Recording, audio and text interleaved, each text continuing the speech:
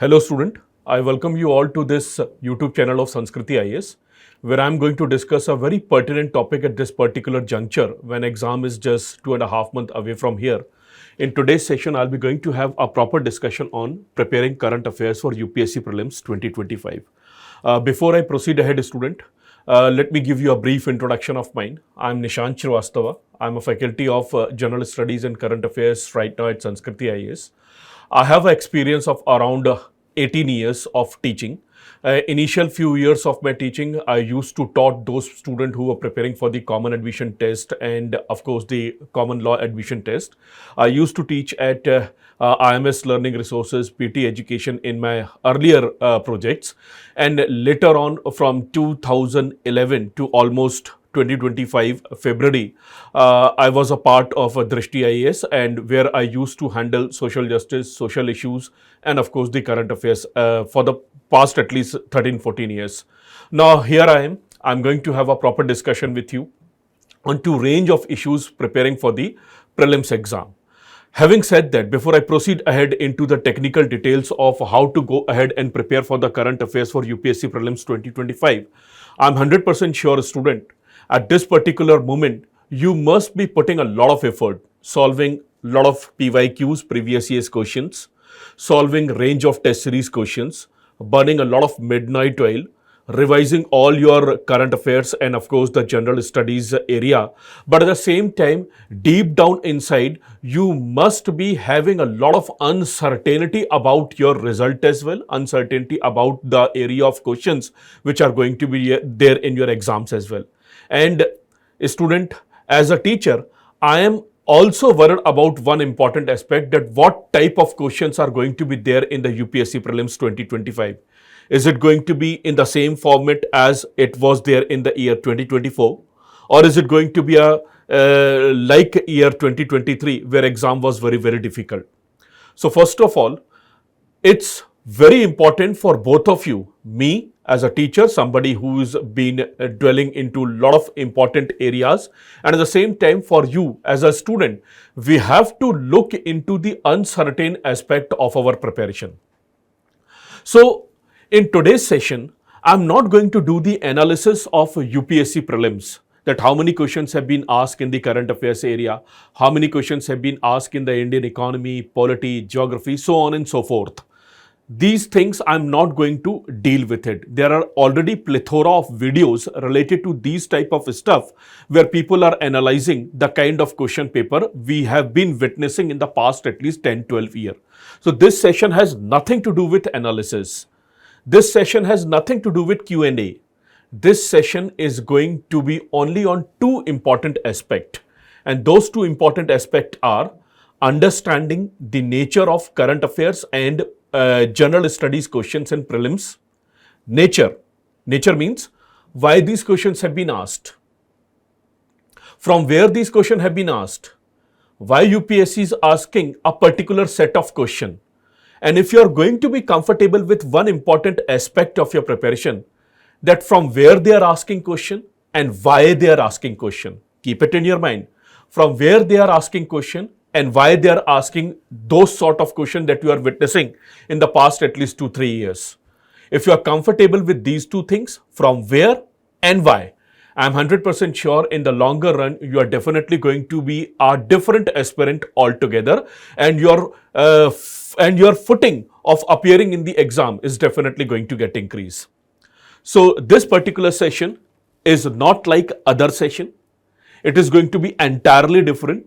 It is not going to talk about preparing current affairs for UPSC prelims alone. It is not going to do the analysis. This particular session is going to deal with at least 2 or 3 important areas which are there in front of you.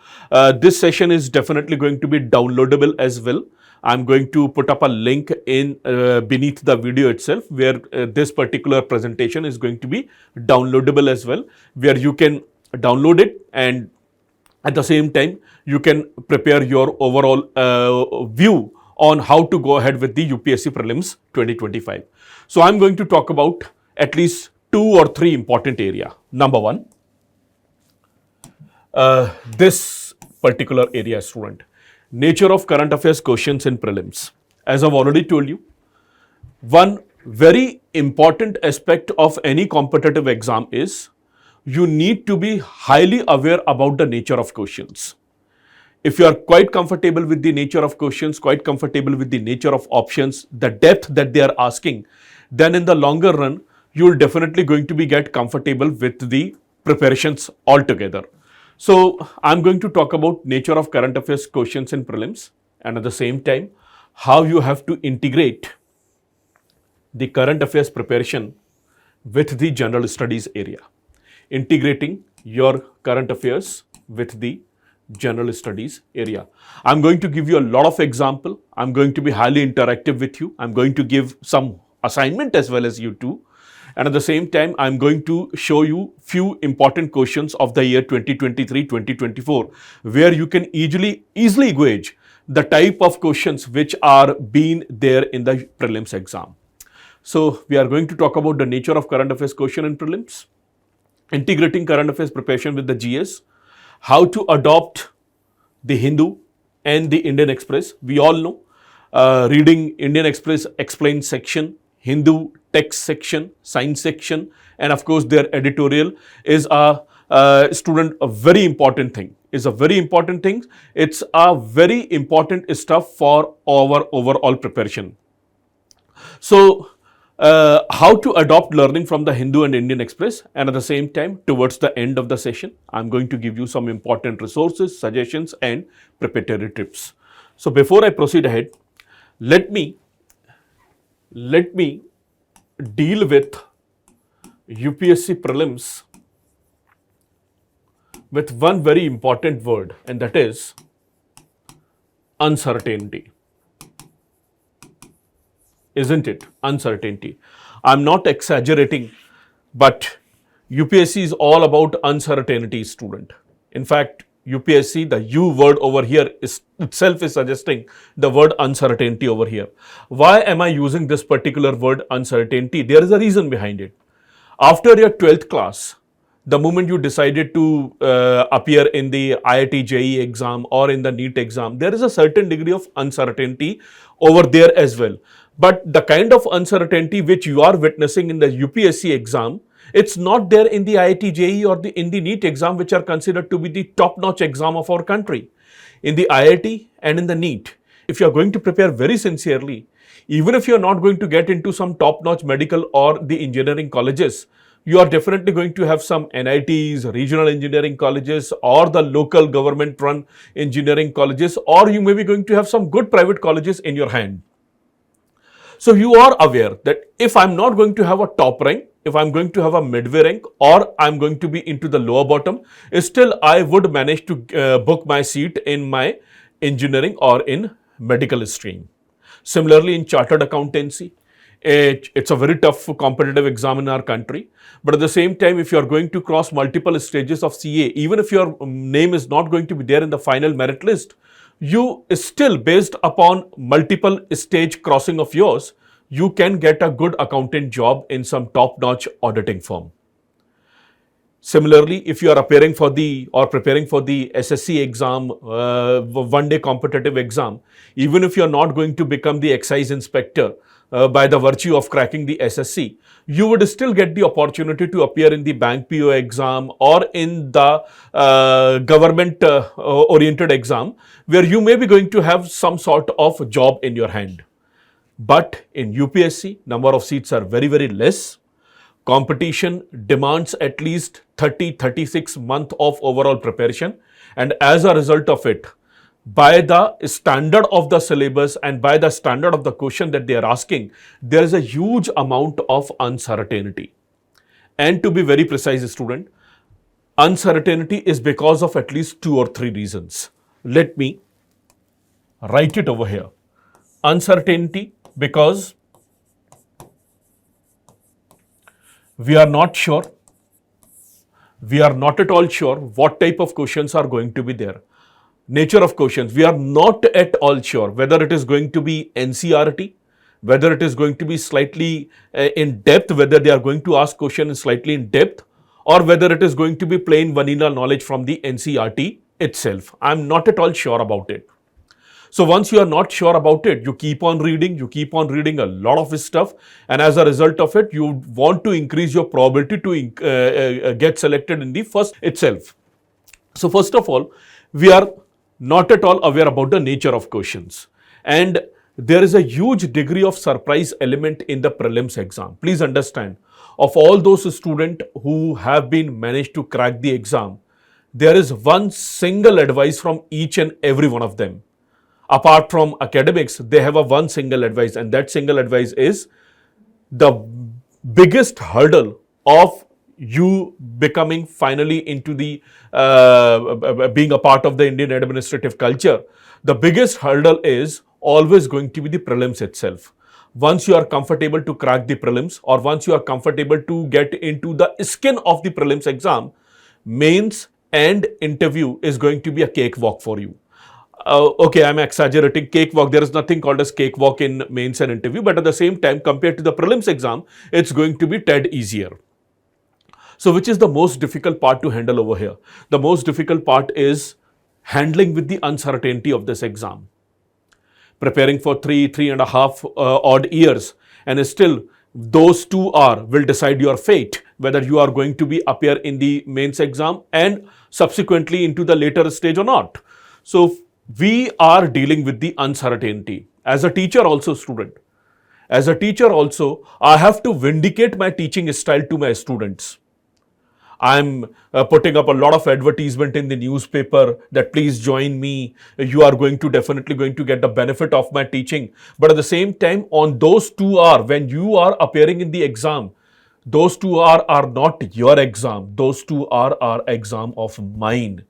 My knowledge, my teaching style will get vindicated if there are going to be questions from my area or those areas which I have already covered in the classes.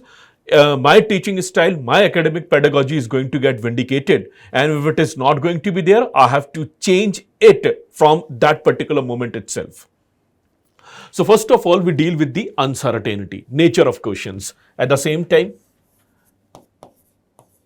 we deal with second uncertainty, that is nature of options.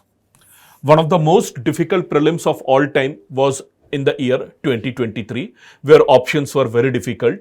Only 2, only 3, only 1, none of them, all of the above, these type of options were there. So you need not to find out the correct answer. You also have to find out what all are the correct answer. What all different options are the correct answer among at least 3 or 4 points being given in the question itself.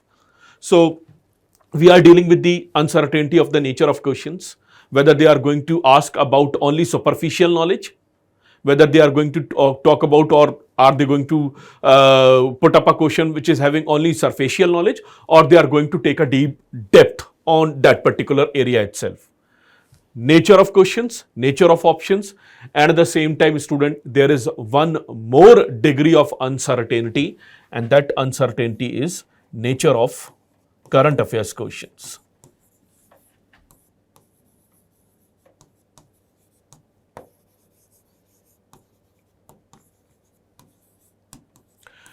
Nature of current affairs question. Why am I putting up third part, nature of current affairs question? Because we all are reading a lot of magazines. I'm 100% sure that right now at this particular juncture, you must be reading a lot of magazines, whether it's a magazine published by Vision IAS or Vajiram or Drishti or any other institute XYZ. You must be putting a lot of effort reading those particular magazines. But at the same time, you are not at all sure whether the questions are going to be cut, copy, paste from these type of magazines, or they are going to look into a different territory altogether.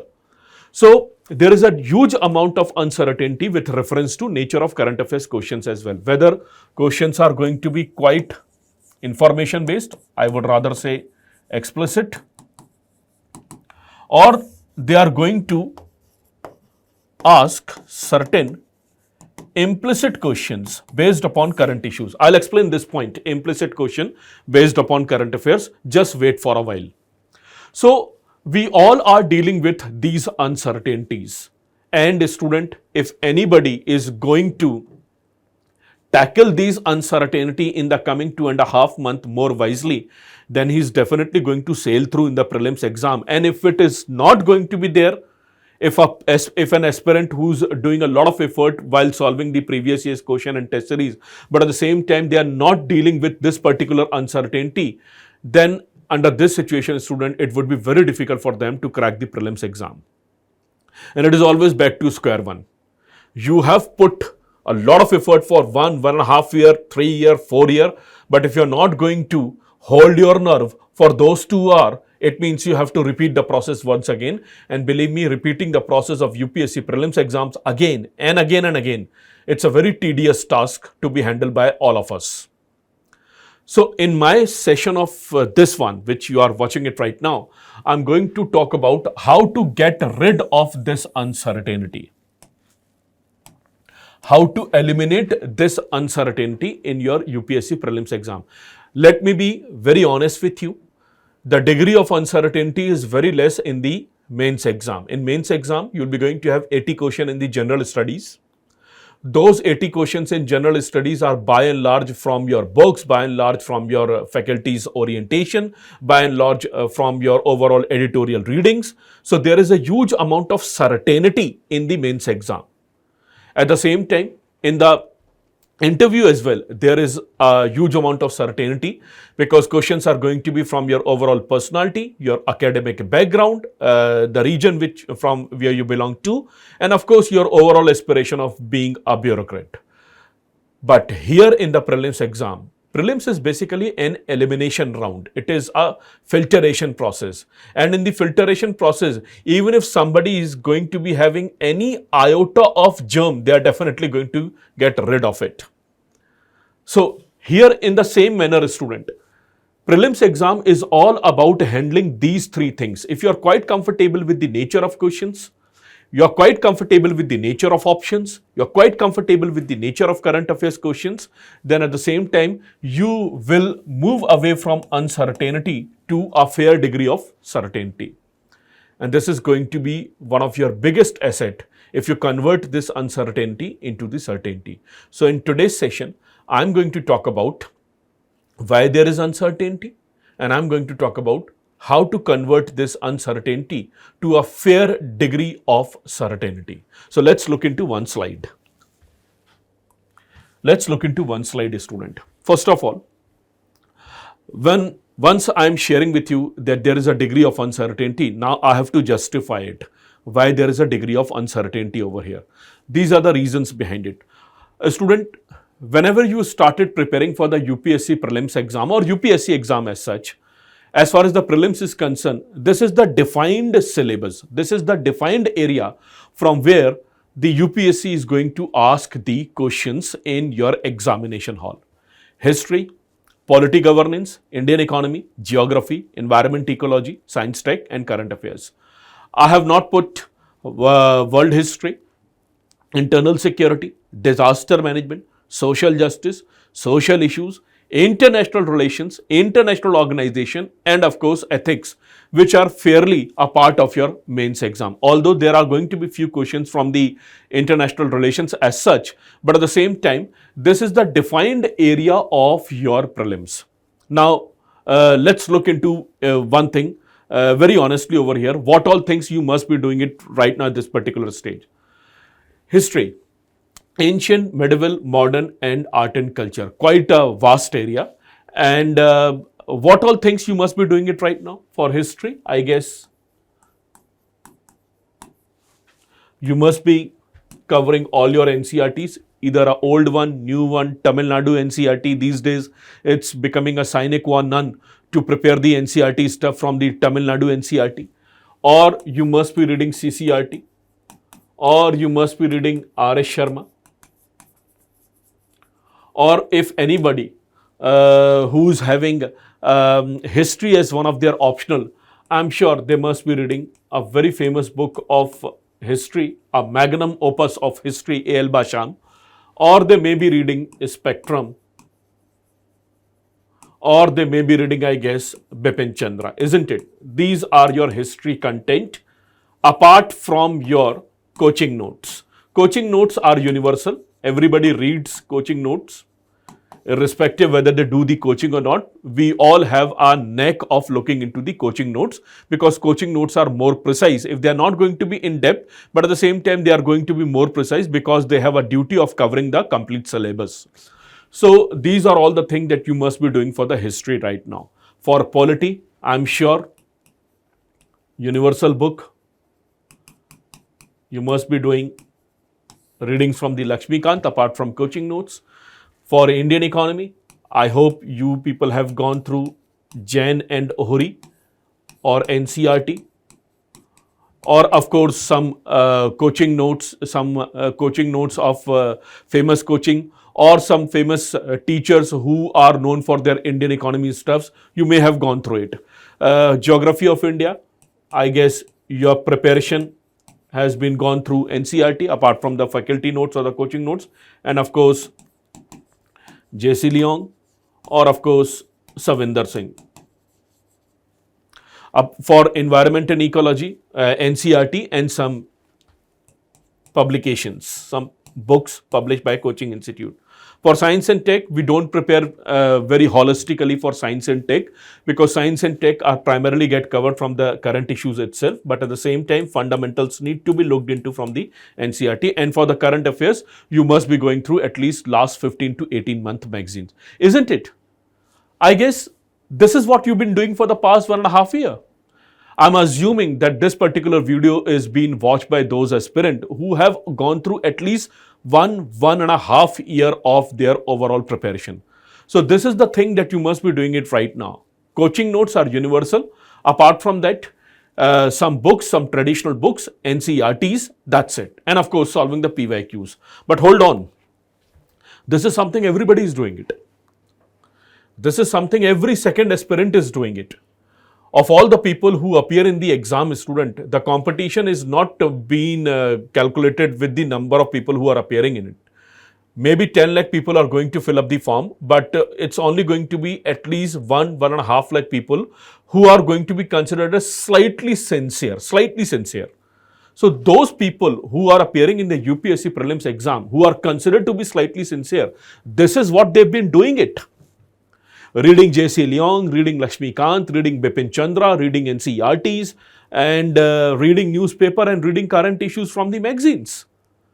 But the fact of the matter is, this is the defined area of the syllabus. And if you are going to look into the past 10, 12, 13, 14 years of the UPSC Prelims exam, ever since the syllabus being changed from the year 2011 itself, when CSET was introduced, everything has been gone to a complete sea change. And as a result of it, student, preparing the defined area will only give you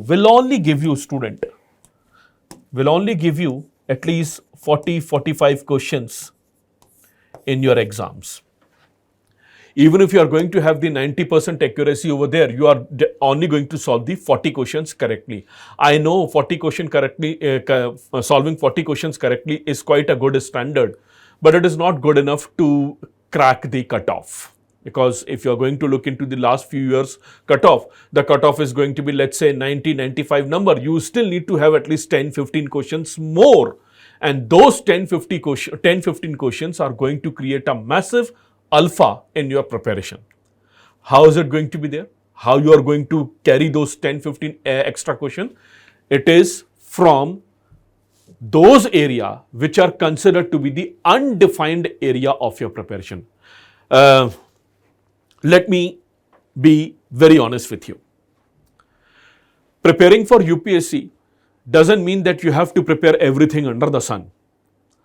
But at the same time, once you have started your preparation, these are your defined area of preparation, commonly known as explicit syllabus or area of preparation of prelims, which are considered to be the defined area. This is what UPSC also suggests us in our prelims syllabus as well. But look at the kind of question that they are asking. They are asking those questions which are slightly technical in nature, which are slightly tricky in nature, and to be very honest, they do not belong to the defined area of syllabus. They actually belong to the implicit area of syllabus, or I would rather say undefined area of the syllabus. And those undefined area of syllabus is these areas. I would request to take a pause for at least 2-3 minutes, not because you have to read each and everything over here. Just have a short glimpse of these important points that I have introduced over here. You all have gone through at least previous year's question of last 5 years.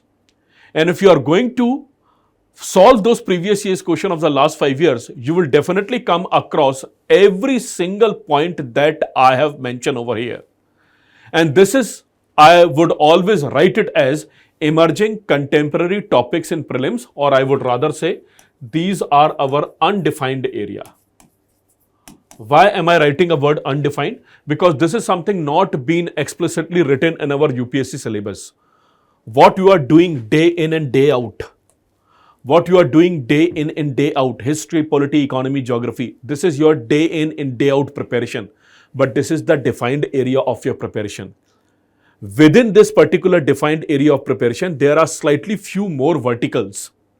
And if students who are observing the examination pattern for the at least 4 or 5 years, and if they are having a belief that apart from these defined area of syllabus, I have to look into the other branches or other verticals as well, then their preparation is moving in the right direction. Otherwise, student, ये जो मैंने किताबें लिखी हैं, whatever books that I have written it over here, if you are doing these things, it means you are in the right direction, no doubt about that.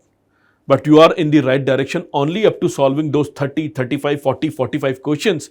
At least half of the paper these days, I'm not going to go into the quantum of the questions or the total number of questions that the UPSC is asking from the emerging contemporary topics, but at least half of the questions, students, are from these areas.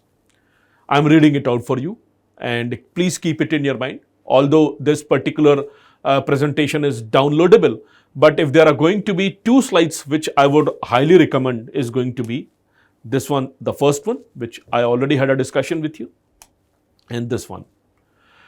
Nowadays, you are having criminal justice system questions and applied Indian polity learning from various Supreme Court decisions, isn't it? These days, they are asking a lot of questions which are considered to be the applied Indian polity.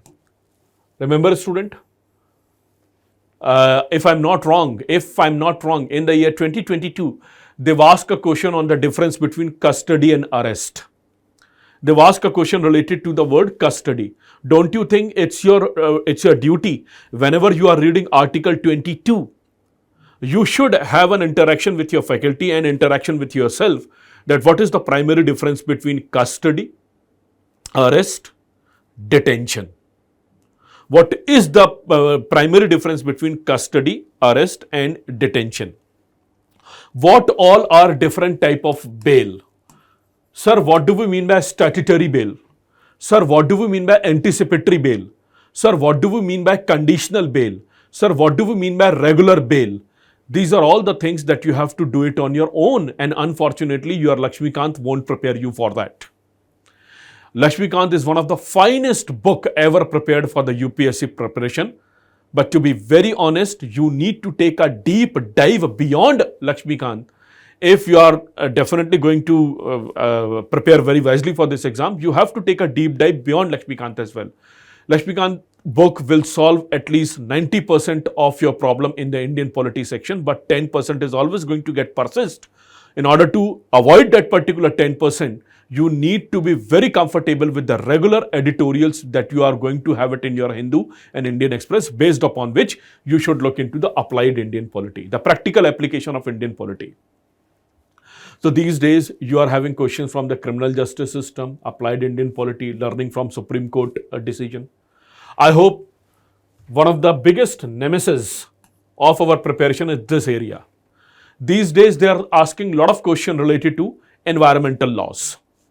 Environmental law means questions from Wildlife Protection Act, Forest Conservation Act, Forest Right Act, Biodiversity Act, Environmental Protection Act, Air Pollution Act. These are the areas that they are asking questions based on environmental laws. I'll give you a lot of examples as well. Environment laws, forest laws, wildlife protection related laws. For example, last year there was a question related to Wildlife Protection Act, and of course Schedule 1, Schedule 2, Schedule 3 and Schedule 4 species. I Again, a very difficult area to be looked into, wildlife species behavior. They have already asked questions related to wildlife species behavior of elephant,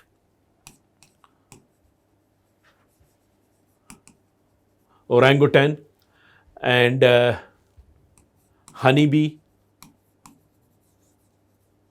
lion, cheetah. So in the past at least 2 or 3 years, one of the most common thing that we are observing is wildlife species behavior. Now please be very honest with me over here. This particular point, wildlife species behavior, do this get covered in your UPSC Prelims syllabus? Have they written it more directly over there, that there are going to be questions from the wildlife species behavior? Answer is no. Nowhere it has been written. You can just bring out the notification and you can just check the syllabus. Have they written that there are going to be questions from the wildlife species behavior? Answer is no. Nowhere been written that there are questions going to be from environmental laws and wildlife species behavior. If something is not written, but if they are asking it, which means it's a part of environment and ecology. So environment and ecology need not to be done only from the technical point of view, understanding the definition, but you have to look into the other branches as well. And these other branches are known as emerging contemporary topics in prelims, or I would rather say implicit area from where the questions are being raised. So every year they are asking question from the wildlife species behavior. Similarly, specific questions on agriculture. I do understand specific questions on agriculture is a part of your geography, is a part of your geography preparation, Indian geography preparation. But the kind of technical details that they are asking, it is quite understandable. The kind of technical details that they are asking, I have to go deeper into the preparation of Indian geography, especially the cropping pattern in our country, which has not been outrightly written. This is something more implicit over there. So specific questions on agriculture, flora, fauna, botanical science, biotechnology. Spelling is not correct over here. It should be biotech. H is missing. Biotechnology, medical terms. For example, they've asked a question on T cells and B cells a couple of years ago. They're asking question on defense technology, space technology, and a very specific terminology. Although these things do get covered in your science and tech sessions, but at the same time, the terminologies are quite contemporary, or those things which are being there in the news for a longer period of time. Minute details of government scheme. Now, are government scheme part of your UPSC syllabus explicitly? Have they written it? No. It has only been the national and international important affairs. So national and international important affairs is a huge area to be covered, isn't it? Current affairs. But we need to be very specific. Current affairs does not mean that you are going to mindlessly collect the information. You have to have a path where your preparation is going to be more smooth and more precise. So they are asking question on government schemes, various important laws, some important treaties, some important convention, and of course, contemporary logical economical developments, geographical places and conflict zone and news. These days, they are not asking question from a regular mapping. They are asking questions from those conflict zones which are there in the news for at least 2 years, 3 years. And towards the end, I have written themes and trends from economic survey, cabinet decisions, PIB updates. So, my humble request to each and every one of you, apart from the traditional area of preparation, apart from the static GS, apart from these particular areas where you dedicate almost 2 years to master these areas, you have to master these things as well. Mastering these things does not mean that you are going to purchase all the CRPC, IPC and you start mugging up all the important provisions of it. No, it's not like that. You have to be very, very agile and of course vigilant in terms of reading the contemporary issues. And by reading the contemporary issues from Hindu and Indian Express, you should look into this implicit area of your preparation. So please understand, these are the emerging contemporary topics in prelims. It is hidden syllabus. This is the hidden syllabus. This is the explicit syllabus. This is the hidden syllabus, and I'm not exaggerating, at least 50 to 60 questions of your prelims exam is basically being derived from this particular area of the hidden syllabus as well. Let's look into one more slide where you are going to get more comfortable. तो हम थोड़ा और आगे बढ़ते हैं. Let's travel more distance in terms of observing the kind of question that you are going to observe. As I've told you, student, that this particular session of mine is not going to be about analysis, is not going to be about doing the post-mortem of the type of question that we are already having it in our prelims exam, number of questions from different section. I'm going to talk about one very important aspect, and that is from where the question has been asked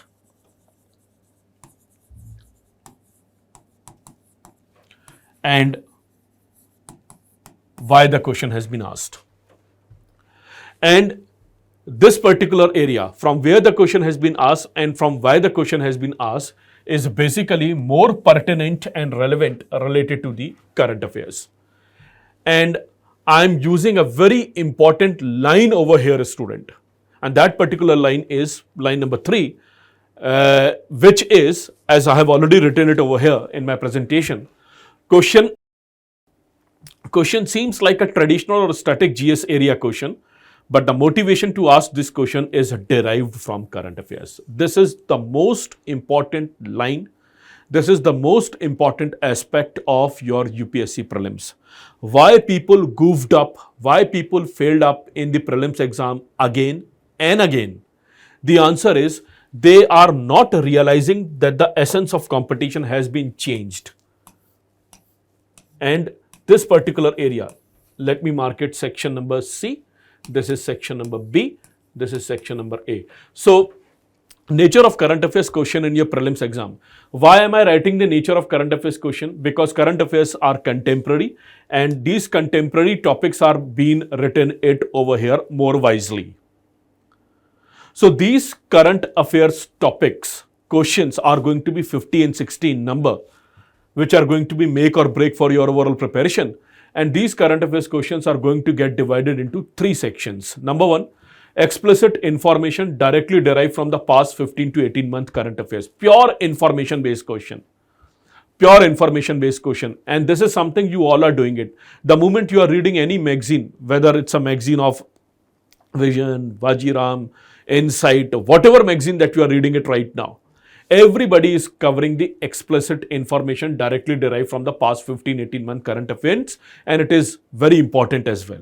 So if you are going to have a direct information based question, you're definitely going to crack it. You are definitely going to crack it, no doubt about that. But if they are going to take a deep dive onto those questions, slightly getting into more details, then it is going to be known as implicit question on various contemporary topic in news.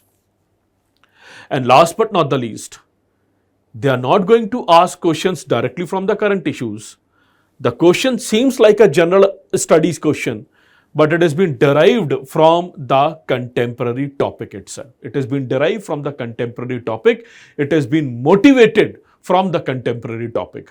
Let me give you a few examples in order to explain these 3 things. So, question in current affairs, question in contemporary events, question in the undefined area of your syllabus are basically all of 3 types. Pure information based contemporary events, implicit or slightly in depth questions of contemporary events, and last but not the least, in fact, the most important one, the question seems like a proper general studies question, but the motivation to ask that particular question is being derived from the current affairs. Let me give you a few examples. It's my duty to give you a few examples, and at the same time, it is definitely going to be a proper recalling of your preparation as well. So let me write you one event that had happened in the month of November 2024.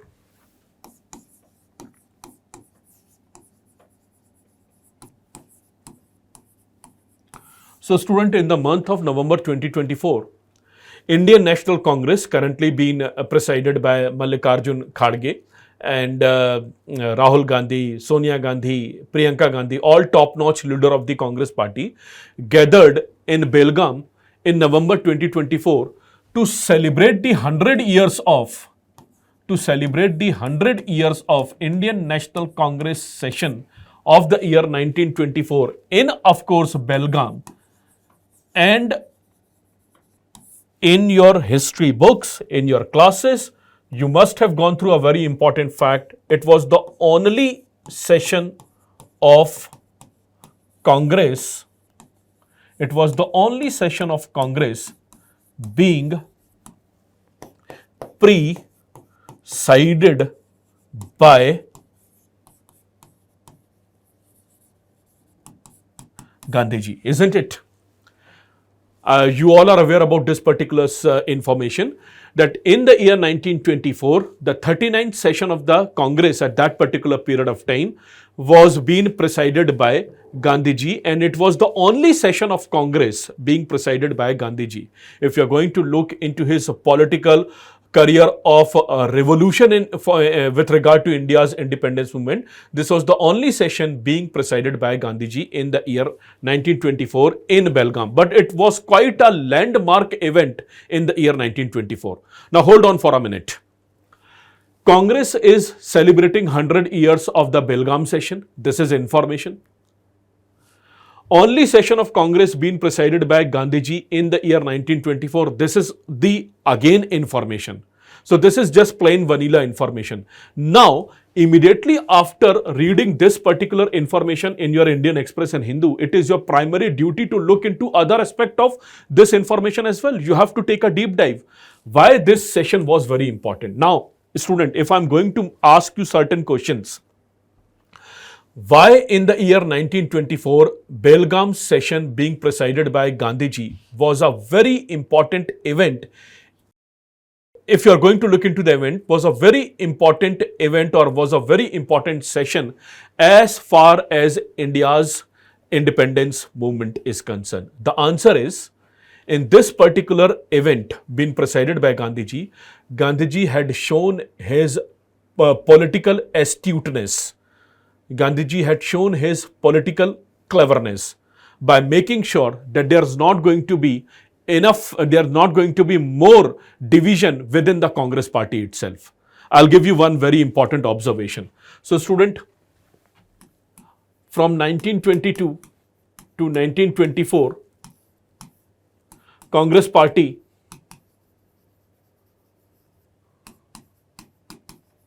was divided into two sections. Congress party was internally divided into two sections. One, of course, the pro-changers. The pro-changers are those who believe the Congress party should have a truly different aspect of its functionality, and they should deviate from the Gandhiji's objective, because Gandhiji's objective is slightly different these days. Because student, we all know, immediately after the Chauri Chaura incidents, Gandhiji decided to abruptly stop the non-cooperation movement. So immediately after that, from the Gaya session itself, the Congress party was having a certain amount of intellectual division, and that intellectual division is being known as division between the pro-changers and no-changers. On one hand, you have the founder of Swaraj party, Chittaranjan Das and Motilal Nehru, who really want to augment a new type of dawn in the functionality of the Congress party, who want to be considered themselves as a pro-changer.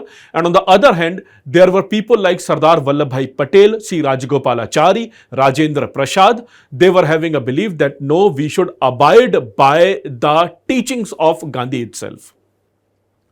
So Mahatma Gandhi had realized, Mahatma Gandhi was released from jail in the month of February 1924, and by the time November 1924, when Belgaum session had started, Gandhiji was having an apprehension that if I'm not going to make a truce between Swarajist and no changers.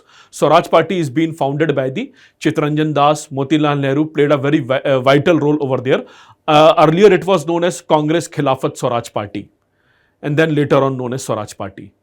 So Gandhiji had realized that if these pro-changers and no-changers are not going to put up into the same pedestal or having a same intellectual belief, my Indian independence movement is going to get derailed. And he was having an apprehension that Congress is going to get divided into two parts, as it had happened in the Surat session of the Congress itself. So by looking into that particular apprehension, Gandhiji played a very vital role in the Belgaum session in the year 1924, to be very precise, on 6th of November 1924. And he made an intellectual truce between the Swarajist and the no changer itself. So you can easily realize, student, the importance of this particular event. Now, whatever description that I have given you in the past 5 minutes, it is related to your modern India, it is related to your spectrum, it is related to your Bipin Chandra, but it is your primemost duty that whenever you come across these type of information, pick up your modern history notes. And the moment you are going to look into the modern history notes, go to that particular area where the Chauri Chaura incidents had happened and just revise at least 4 or 5 pages here and there. Then you will realize why exactly Belgaum session being presided by the Gandhiji was considered to be a landmark event as far as political career of Gandhiji was concerned. I am reading it out for you. First of all, student, I am not a teacher first, I am a student first. I am a student of events. I read events, I understand events, I formulate event as per your overall preparation, and then I teach it in my classes. So this is Bipin Chandra. This is Bipin Chandra that I purchased in my engineering days itself. But I have not read it. I have not read it till, I guess, 2008. In the year 2008, I started reading it. 4 saal rakhi rahi wo kitab. So in the year 2008, I started reading it. And once I started reading it, it was never put down. So as you can easily see, I guess in your camera, although it is not going to be zoomable over here, but I guess you can easily see, even it's such an old edition right now. I'm having my Bipin Chandra with me myself, and it's such an old edition that even pages are being completely turned pale over here. So I'm reading it out for you. I'm reading a very important chapter. It's there in the page number 240. I'm having, which edition I'm having it right now? Is there an edition number? No, I guess edition number is not there. So this is page number 240, and chapter headline is Year of Stagnation, which means independence movement was not going over there. It was having no direction. Year of Stagnation, and the headline is Swarajist, No Changers and Gandhiji. And I'm reading page number 240, one very important paragraph. Just listen to it. On 6th of November 1924, Gandhiji brought the strife between, which means having a truce. Gandhiji brought the strife between Swarajist and no changer to an end. Brought the strife means division, and he bring it towards an end. Gandhiji brought the strife between the Swarajist and no changer to an end by signing a joint statement with Das, Chittaranjan Das, and Motilal that Swarajist party would carry on work in the legislature on behalf of the Congress as an integral part of the Congress. This was his achievement in the Belgaum session. Now, Rahul Gandhi, Mallikarjun Kharge, Sonia Gandhi celebrated the 100 years of Congress in Belgaum, in Karnataka, in the month of November 2024. It was there in the news.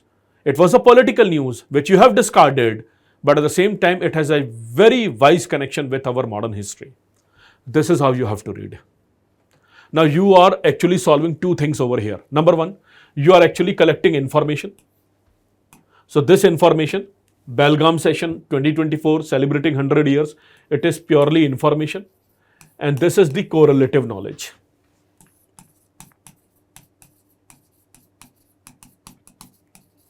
This is the correlative knowledge related to this particular information. Now, student, if in the year 2025, May 2025, when prelims exam is going to be there, if there is going to be a question on Swaraj Party, what would be your first reaction? Your first reaction would be, this is a question from modern India. And what would be my first reaction? My first reaction would be, although it's a question of modern India, but the motivation to ask this particular question has been derived from the recent event, because Swaraj Party was there in the news primarily in the Belgaum session of Congress in the year 1924, and recently we have celebrated the 100 years of Congress Belgaum session itself. So one very important thing is, whenever you read current issues, keep it in your mind and keep it in your mind for a long period of time. Once you read the current issues, once you collect the information, once you read the current issues, please connect it with certain correlative topic as well, certain GS area as well. And this is why I have written, when you read current affairs, you are actually reading information. And what's the problem with a lot of aspirant student? The problem with a lot of aspirant is they collect a lot of information. They are collecting a lot of information, but at the same time, they are not segregating information from noise. They are collecting a lot of information, and based upon this information, they don't do the homework of section number C. You need to take a deep dive as well, student. You need to look into more aspect of that particular information as well. So if you come across any news, this is current affairs. If you come across any news, which is going to be information, some implicit knowledge related to that particular information is going to be section number B, which means slightly going beyond the information, slightly doing lot more homework related to the information, and based upon information, you are collecting a lot of area which are being connected with the general studies itself. So read the information, read the current issue, read the editorials, but once you read it, don't stop.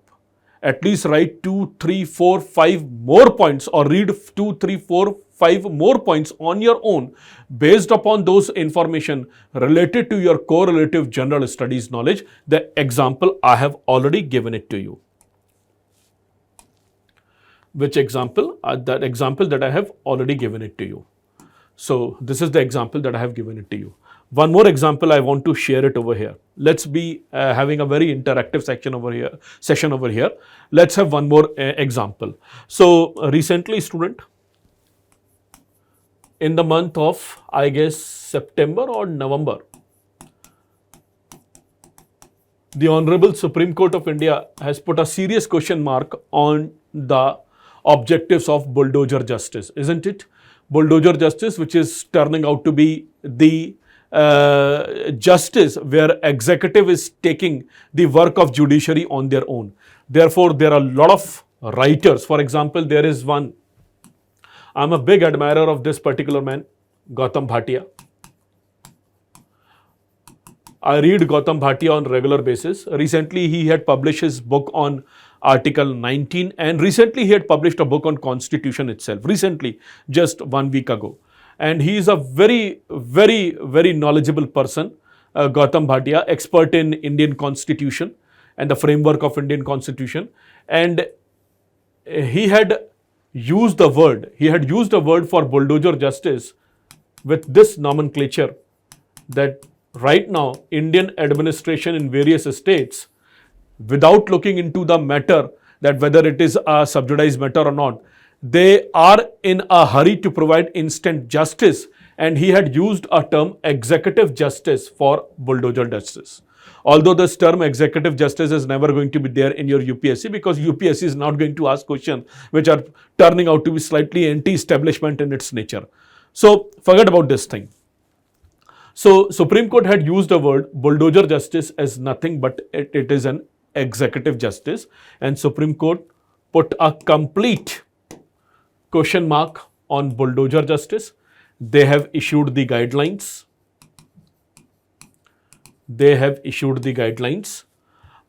Under which the local administration have to work. If there is going to be a disputed land, disputed construction, there are going to be certain guidelines which the local administration must adhere to, failing which they are definitely going to be having the contempt from the Supreme Court itself.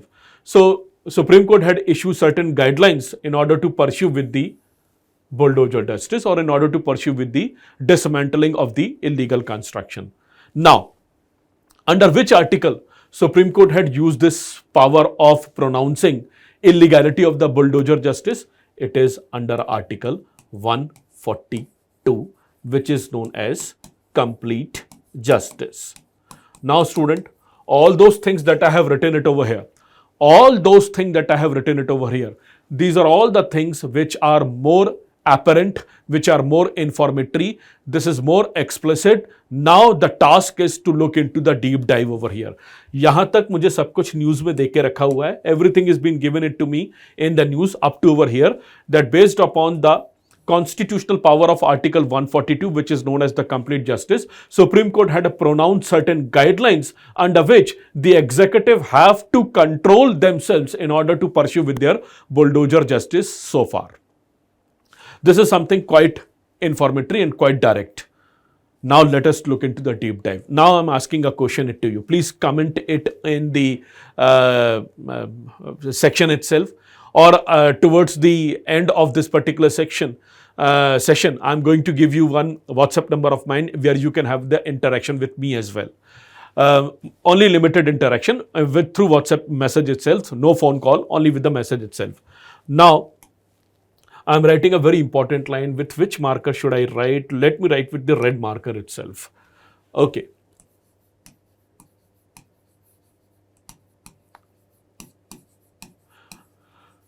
Student,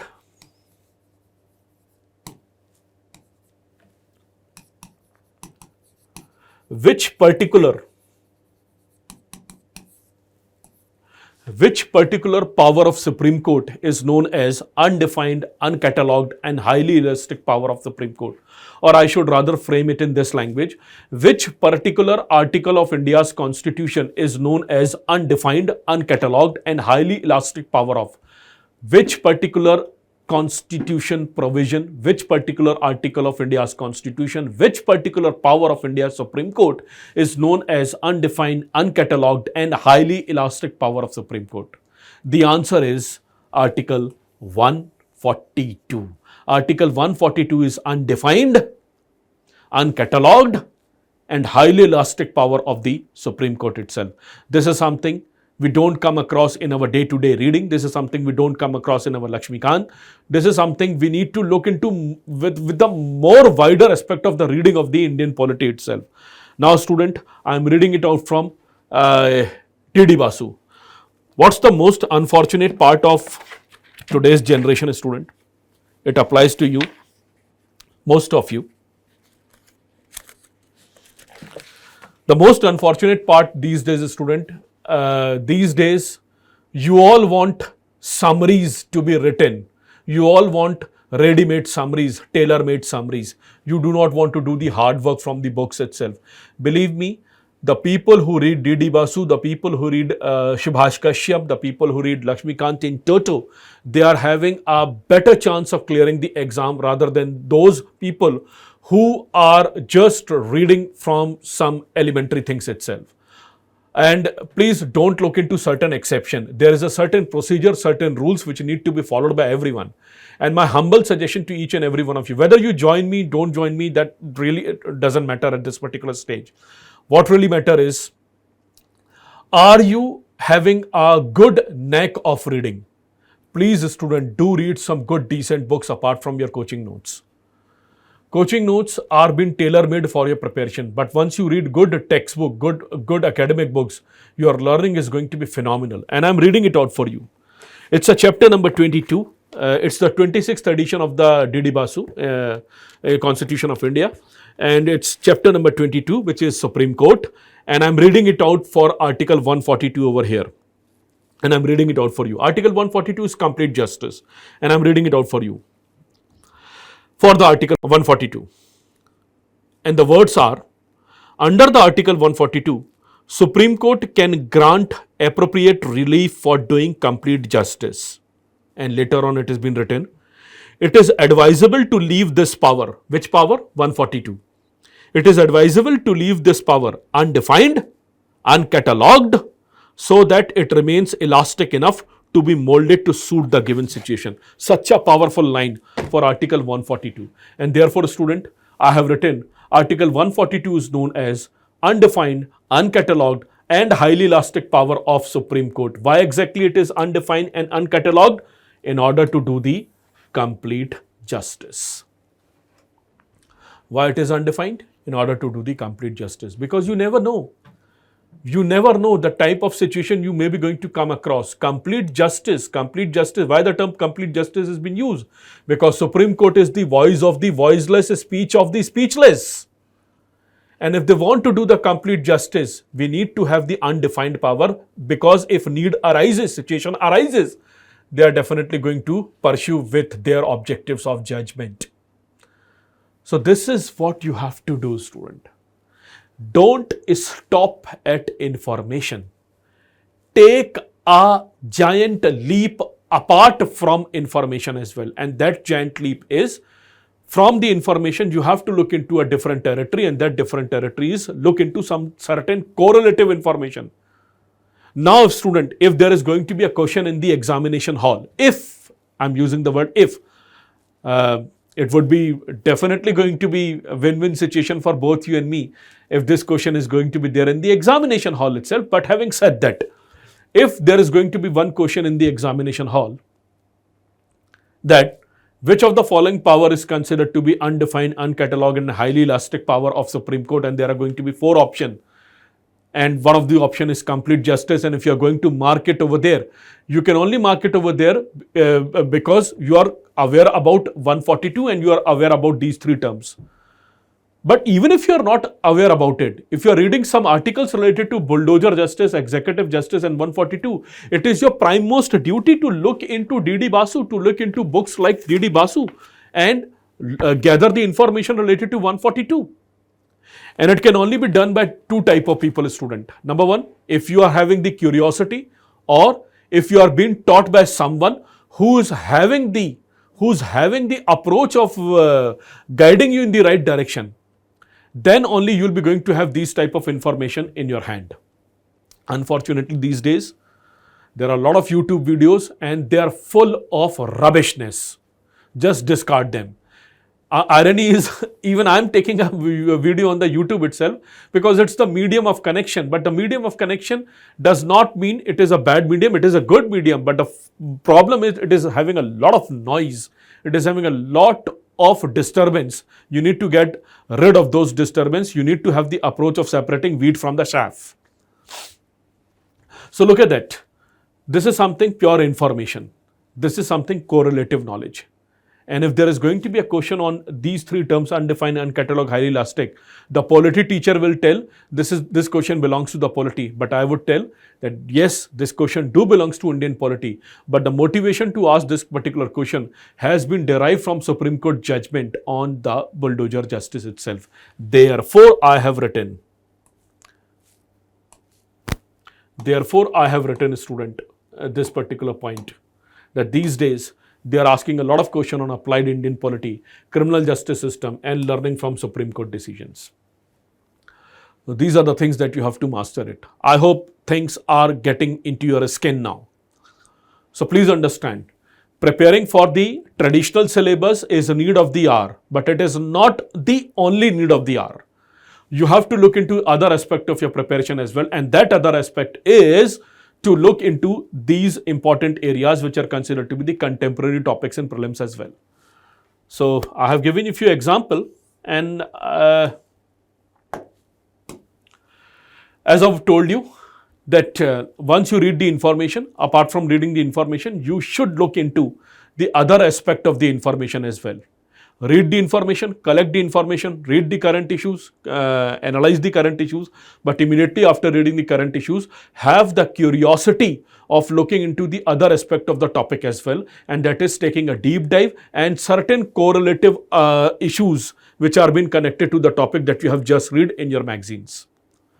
And as I've already written it over here, that the current issues questions are of 3 types. Number 1, pure information based. So if there is question on Article 142, it is pure information based. Nothing more than that. Complete justice question, pure information based. Article 142.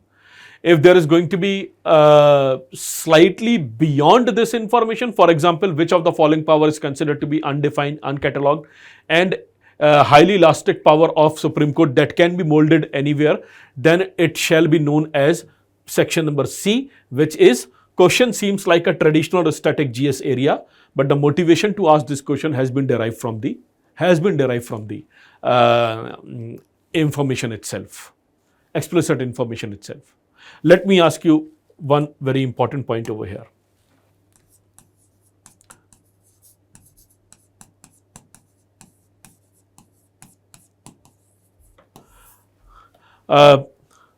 Please comment it in the comment section itself. And if you're not interested to comment in the comment section, towards the end of this particular session, I'm going to give you my WhatsApp number where you can message me as well. In which of the famous Supreme Court case, Supreme Court had acknowledged right to shelter as a part of right to life? Right to shelter, right to have a home above your head, right to have a roof above your head. In which of the particular famous case, student, Supreme Court had acknowledged that right to shelter is definitely an integral part of Article 21 itself. There are a number of cases, but which is considered to be the prominent one among all of those? You can answer it. Now, you must be wondering, why are you asking this particular question? Is there any connection over here? Yes, the connection is bulldozer justice. The two-judge bench which had pronounced bulldozer justice to be having a high degree of illegality, those two prominent judges have used that right to shelter is very much a part of Article 21, and they have given a reference to that particular famous case, which I'm asking you, which particular famous case is all about that. So in which particular famous case, Supreme Court had acknowledged right to shelter as an integral part of Article 21 itself. And it has a connection with the bulldozer justice itself. This is how questions are going to be raised. Now, if the question is going to be right to shelter, you would say, oh, this is Article 21, this is something related to fundamental right, it's an Indian polity question. But I would rather say the motivation to ask this particular question has been derived from recent current events. So keep these things in your mind and you have to proceed in this manner. So my humble suggestion to each and every one of you, read current issues, read magazines. I'm not going to pinpoint which magazine is good, which magazine is bad. To be very honest, all are very good. Read magazines, but at the same time, do a lot of homework on your own. Nobody is going to do the homework on your own, barring few teachers, barring few faculties who are doing good things with your overall preparation. Half of them, most of them are crap, and avoid them. And right now, this particular stage, if you are going to do the things on your own, which means reading the current issues, reading the information, and then try to look into certain correlative information which are being associated with that particular information, you would be truly a different aspirant in the days to come. Let's look into few previous years question and let's quantify what type of question is this one. Let's look into few current affairs or prelims question and let's quantify what type of question is this one. Is it a pure information base? Is it slightly beyond information, or is it a correlative GS question which has been motivated to be asked from the current events? And I'll give you enough amount of link or resources as well. Now, so I have gathered only UPSC Prelims 23 and UPSC Prelims 24 questions because I need not to go beyond those things. And let's look into few selected questions over here. So this was the question being asked in the year 2023. The question was all about waggle dance. Waggle dance. It's a wildlife species behavior. Now, this is the surprising element that the UPSC is giving it to you. On one hand, they are writing that the questions are going to be from Indian independence movement, the questions are from modern history, the questions are going to be from Indian economy, geography of India and the world, science and technology. But on the other hand, they are asking a very precise question of the wildlife species behavior. So this is the explicit area of general studies, implicit area of general studies. The explicit area is only ecology and environment, but the implicit area is something which we have to prepare. Preparing doesn't mean that you have to look into Botanical Survey of India annual report or Geological Survey of India annual report. Even if you are going to read the newspaper with a lot of awareness and sincerity, you are going to do the wonders in the exam. So let's look into this question. Which of the following organism perform waggle dance? I'm not interested in the answer. I'm only interested in this particular area. Why this question has been asked, from where this question has been asked. So student, this particular waggle dance information, it was a 2023 question, and this particular information was there in the Hindi newspaper 10th of July 2022 in its online section, and it's been precisely written over here. Nothing can be more precise and direct than this one. Inspired by honeybees, waggle dance. Inspired by honeybees, scientists teach robots to communicate with waggle dance. Don't you think it is quite apparent, quite direct over here? It's a direct connection with the question over here. Hindu newspaper headline is talking about scientists are preparing certain robots in this era of artificial intelligence. They are preparing the robots which are having the capacity to do the waggle dance like the honeybees do. So definitely this question can easily be answered by anyone who is having a lot of knowledge about the Hindu newspaper reading. Answering this question, waggle dance question, doesn't mean it was quite a difficult question for everyone.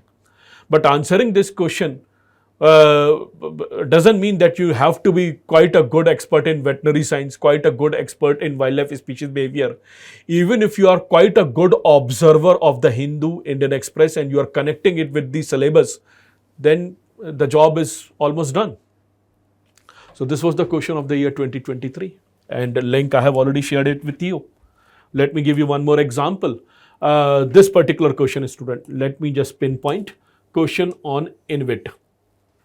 So in the past at least 10-15 years, there have been a lot of clamoring about infrastructure investment trust and real estate investment trust. In my classes of economic development, current issues related to economy, I used to teach a lot about Vijay Kelkar panel. Vijay Kelkar panel way back in the year 2014 and 15 was talking about infrastructure development in our country. And Vijay Kelkar panel had recommended that India needs to have a lot of zero coupon bond. India needs to have infrastructure investment trust.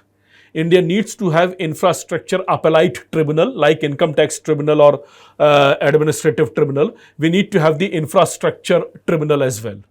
And his recommendation was being taken hands-on by the government, and government had introduced infrastructure investment trust. Now, infrastructure investment trust is been going on for the past at least 7-8 years.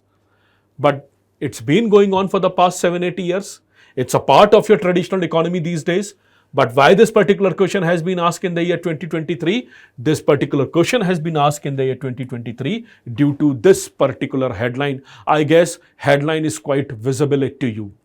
And the headline says, NSE indices, National Stock Exchange has a lot of benchmark indices. And apart from the benchmark indices, they do have a lot of sectoral indices as well.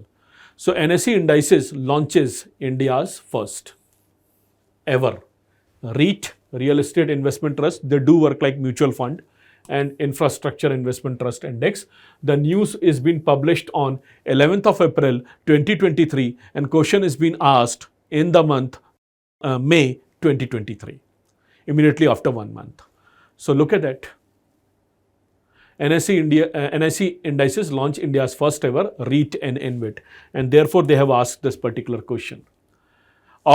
If I'm going to solve this particular question, then it's anybody who is having a little bit of knowledge about the taxation system in our country can easily answer statement number 1 and statement number 2. Your logic, your common sense will work later on. But at the same time, you need to be aware about the situation, you need to be aware about the happenings.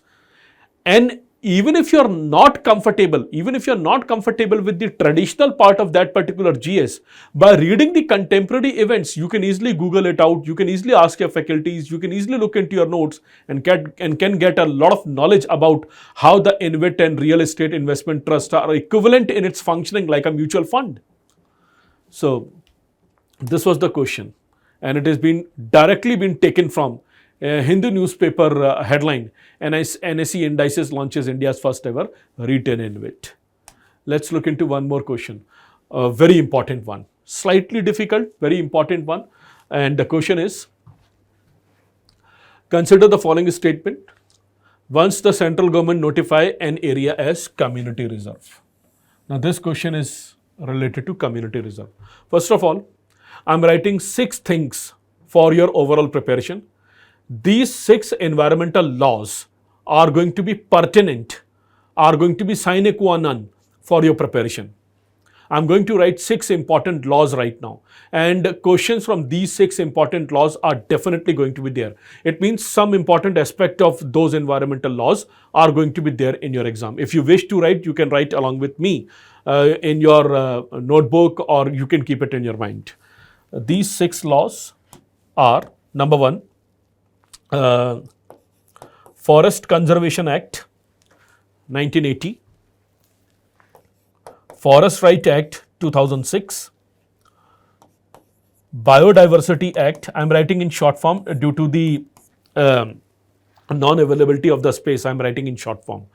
Forest Conservation Act 1980, Forest Right Act 2006, Biodiversity Act 2002. Now it has already gone through the amendment as well.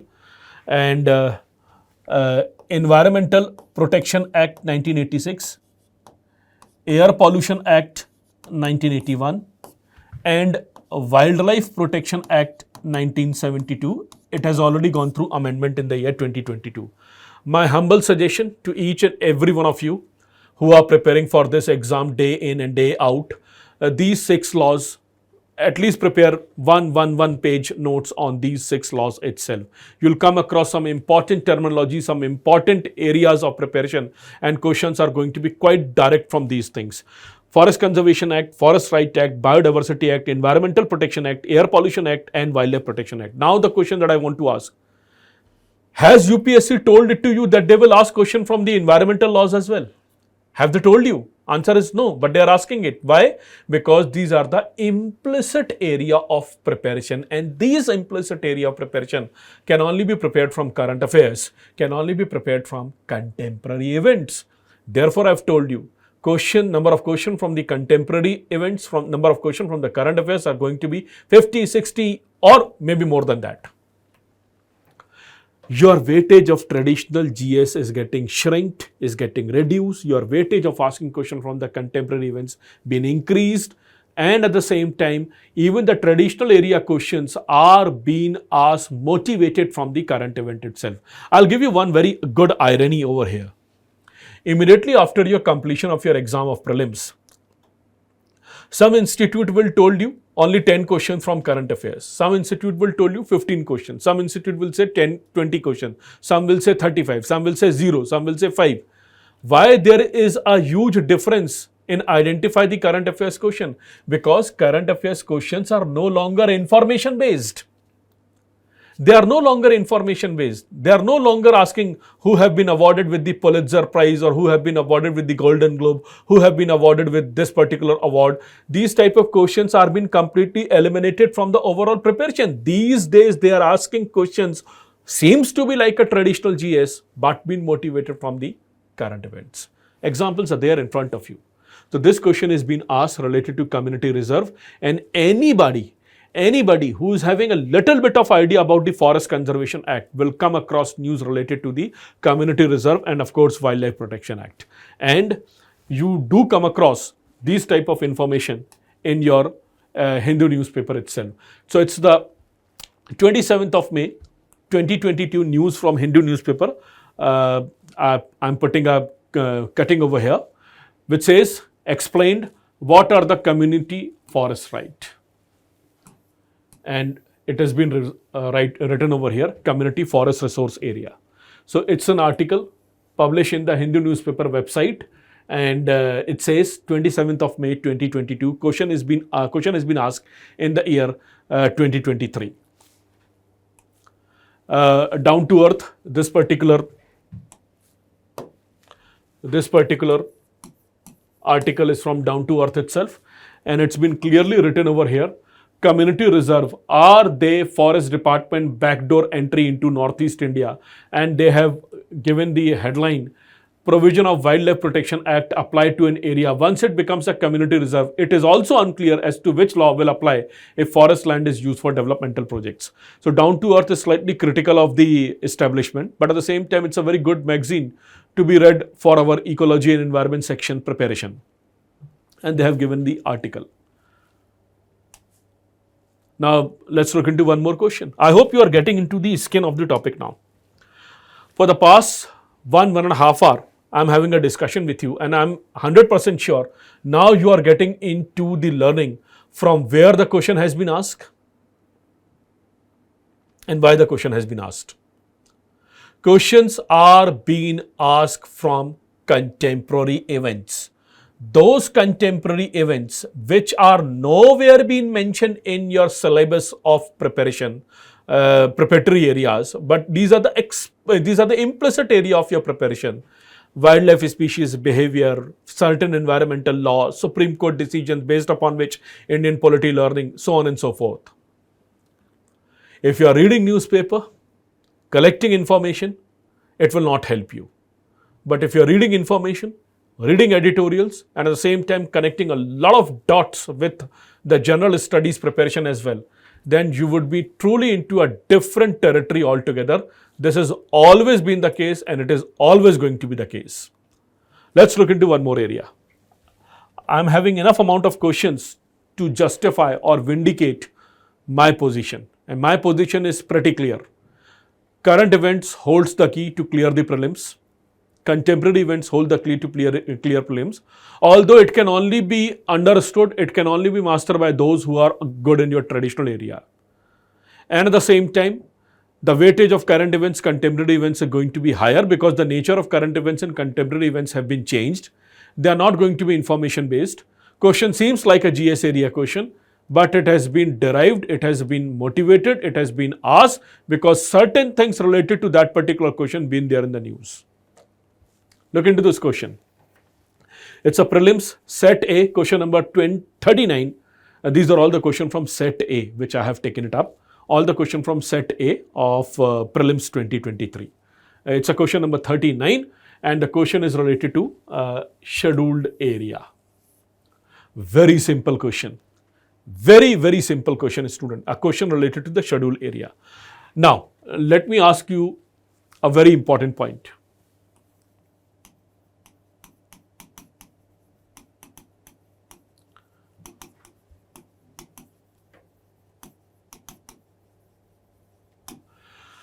Student, which article of India's constitution is known as constitution within constitution? Which article of India's constitution is known as constitution within constitution? I hope you are aware about it. I hope your faculty must have told you. I hope you have gone through Lakshmikant on this particular term. Which particular article of India's constitution is known as constitution within constitution?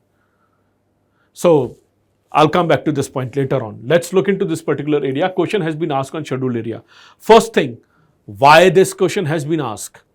This particular question has been asked because for the past at least 1.5 years or more than that, Ladakh is clamoring for declaring it to be a scheduled area. They want to be a part of the 6th scheduled area.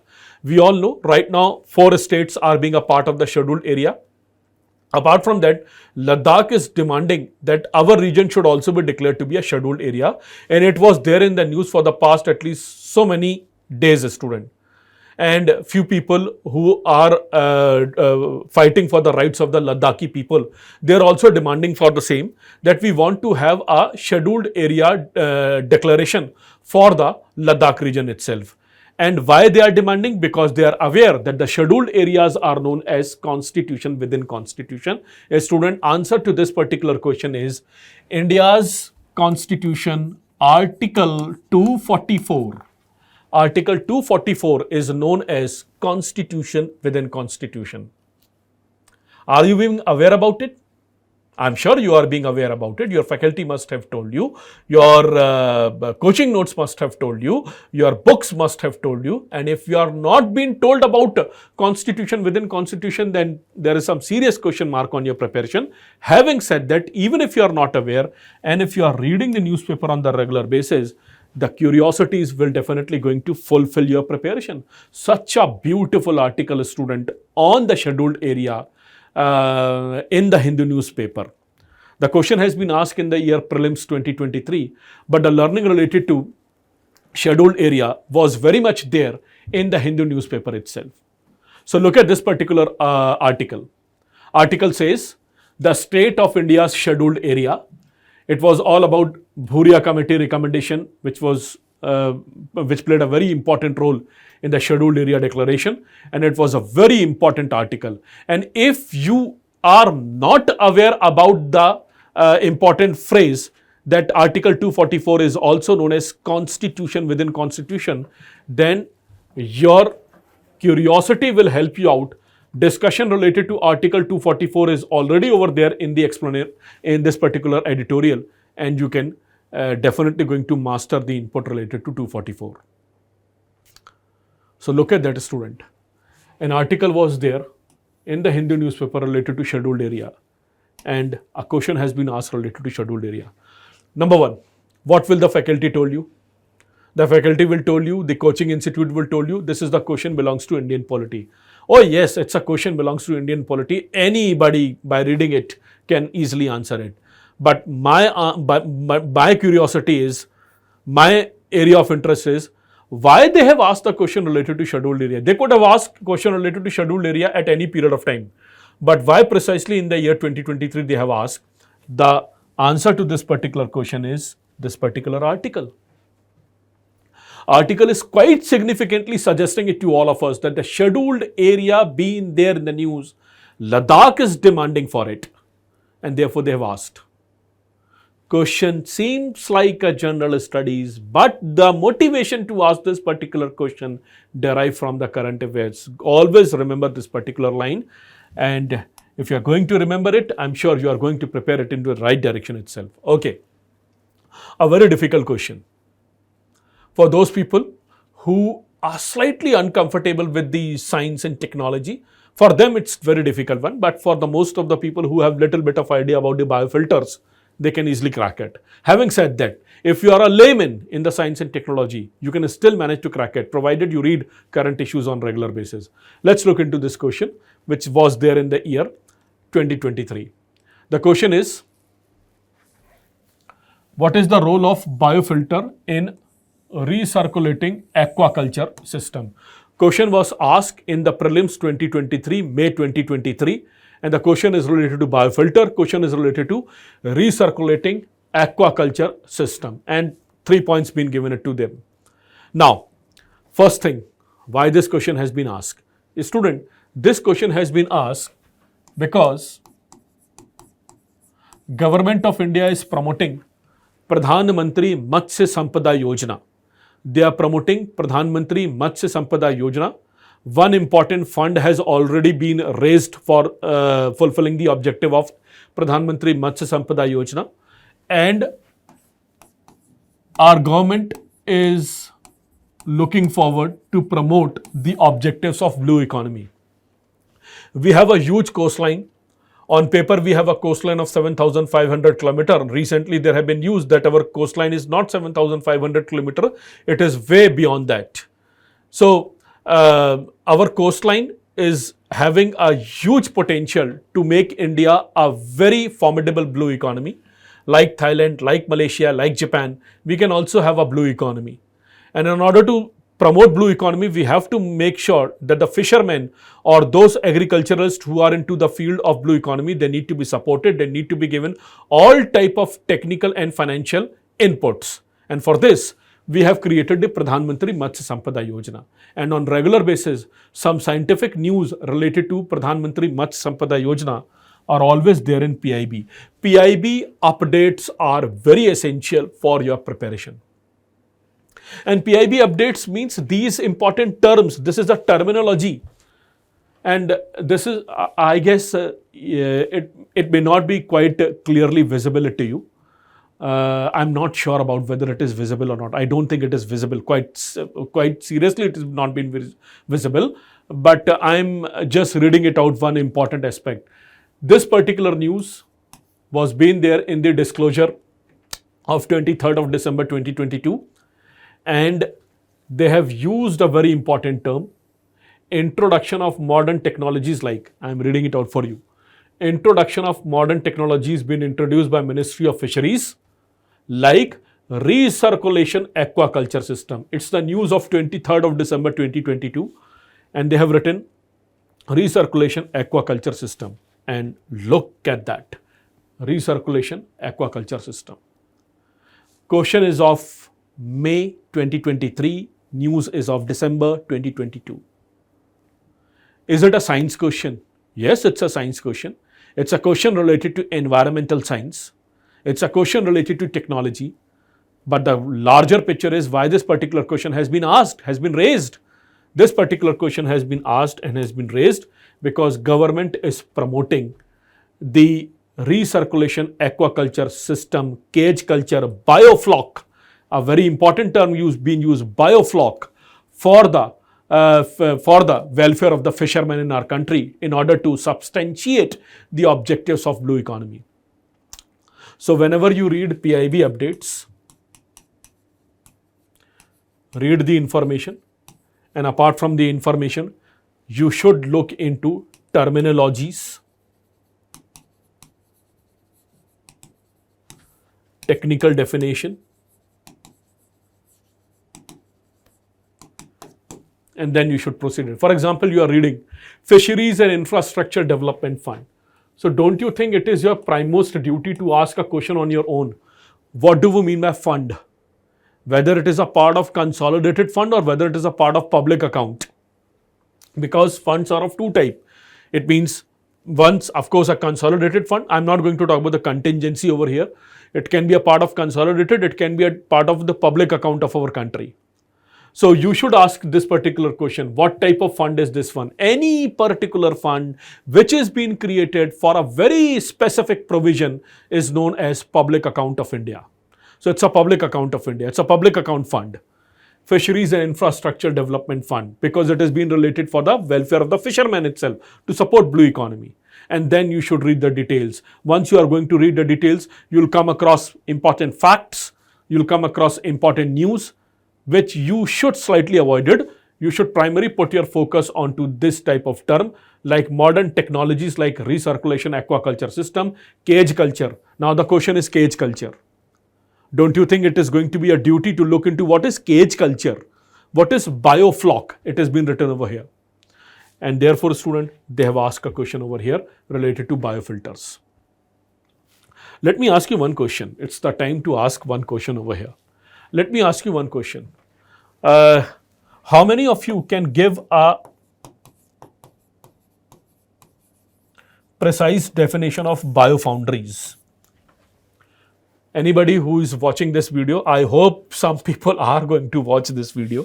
I'm not sure whether people are going to watch it or not, but I hope people are going to watch these videos if it is going to come across on their phone or on their tablet or PC.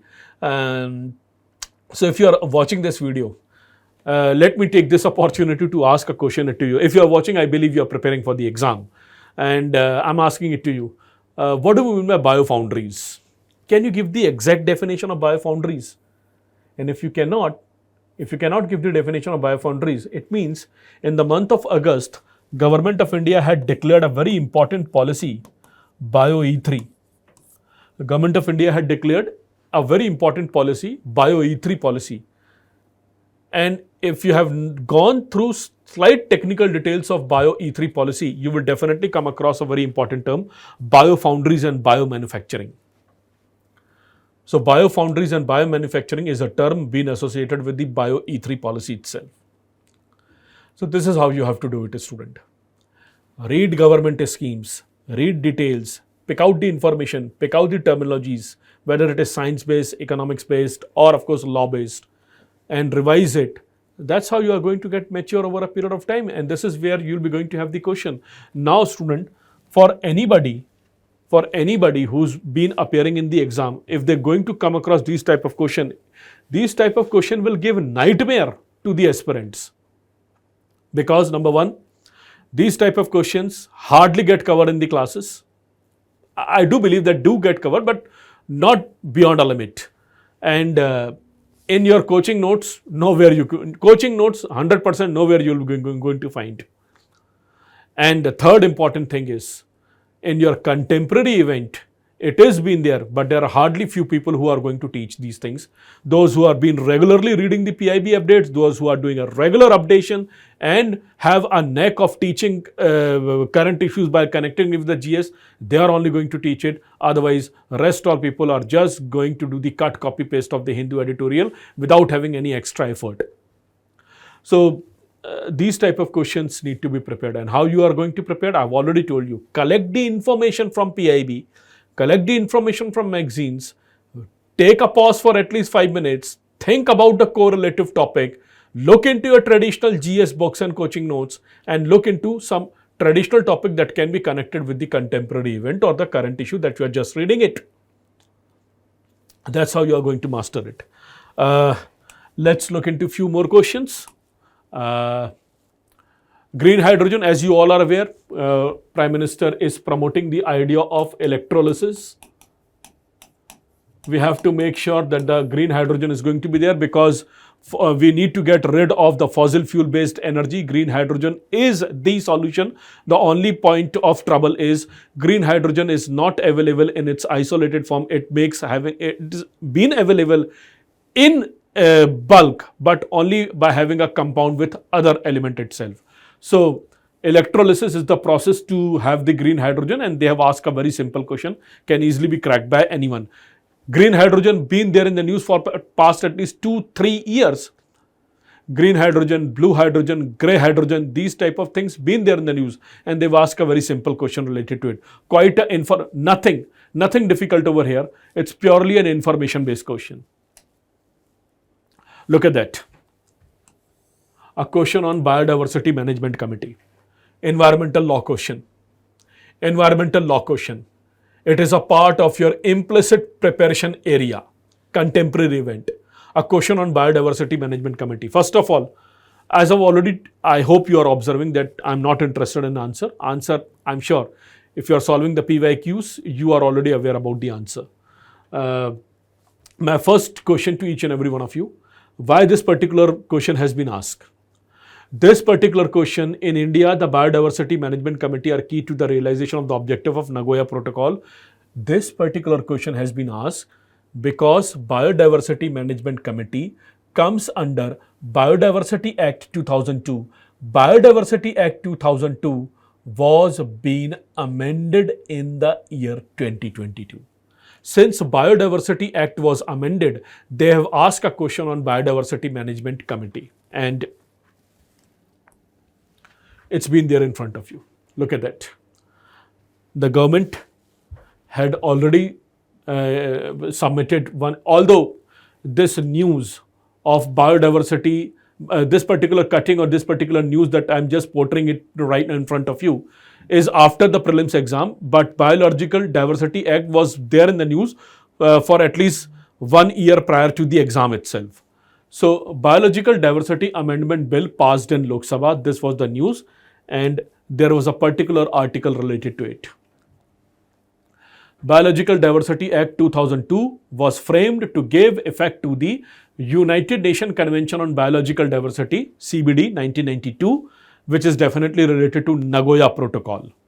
So, student, in your classroom, you must have gone through Nagoya Protocol, Cartagena Protocol, and for the Nagoya Protocol itself, we have one very important act, Biodiversity Act 2002, which is been under amendment as well.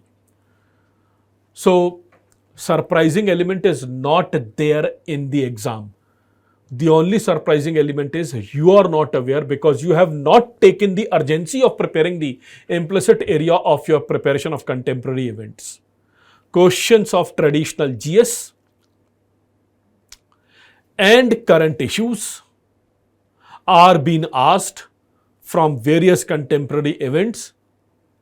Questions are slightly trickier in nature. They are not very straightforward, only information based.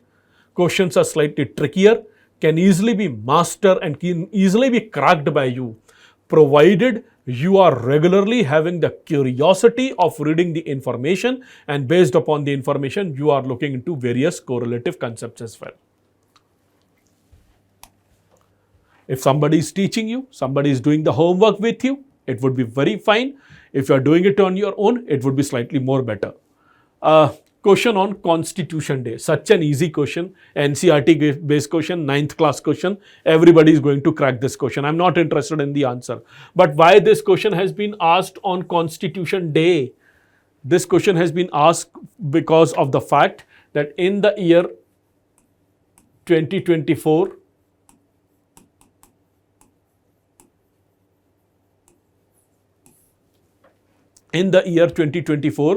we are celebrating the 75 years of culmination of the job of Constituent Assembly. Constituent Assembly started their work in the year 1946 on 9th of December 1946.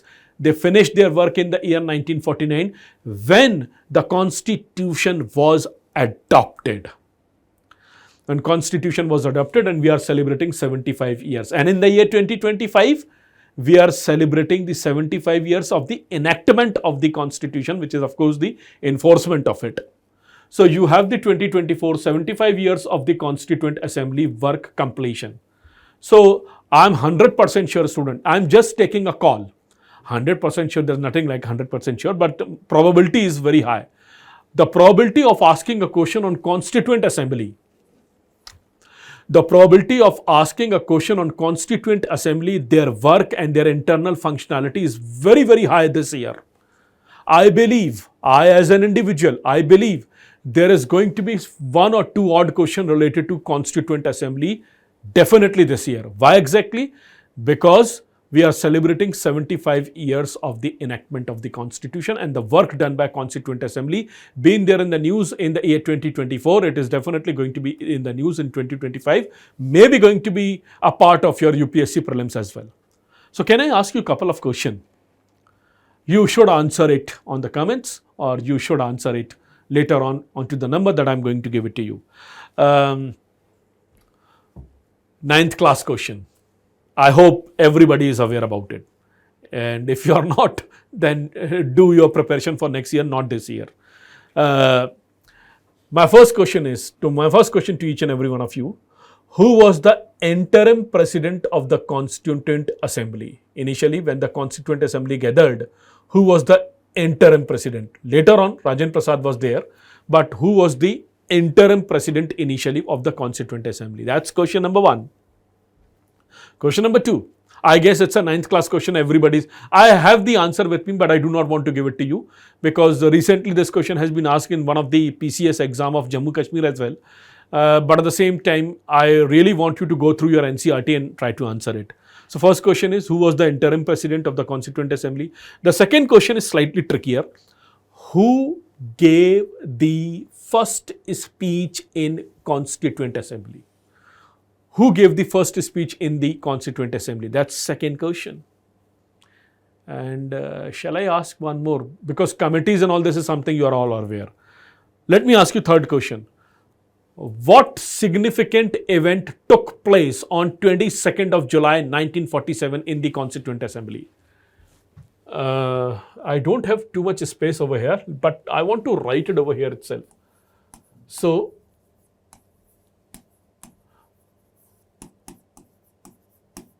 let me bubble it out. What significant event took place on 22nd of July 1947 in the Constituent Assembly itself?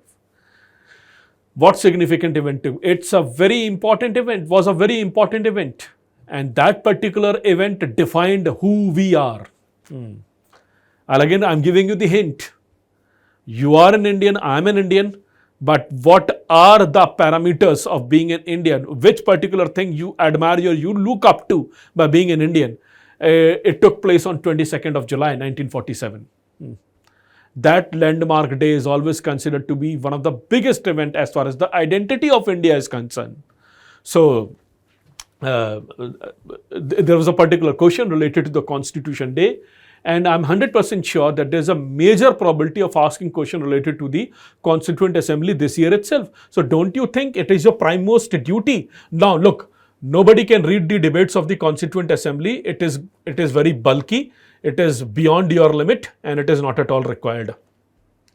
But at the same time, don't you think at least you should dedicate at least 1 or 2 days to read certain inputs related to the Constituent Assembly, how the Constituent Assembly gathered, who all were the important people, what all things they have discussed. These type of things you have to come across. Who was Nandlal Bose? What important role he had played in the creation of the Constitution? Who was Prem Bihari Raizada? What important role he had played in the creation of the Constitution? So all these type of things you need to know on your own.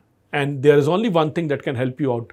Not books, it's your curiosity. And curiosity can only be there when you are going to read certain types of articles related to Constitution in the editorial and you get the motivation to search more on into it. So this was there. One more question. Of course, this particular question related to migration.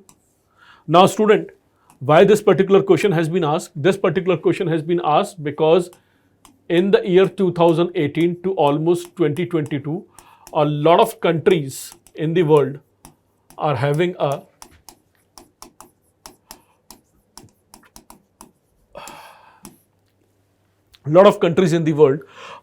refugees and migration crisis, and there is one declaration. I'm not sure whether you are aware about it or not. I'm writing it over here.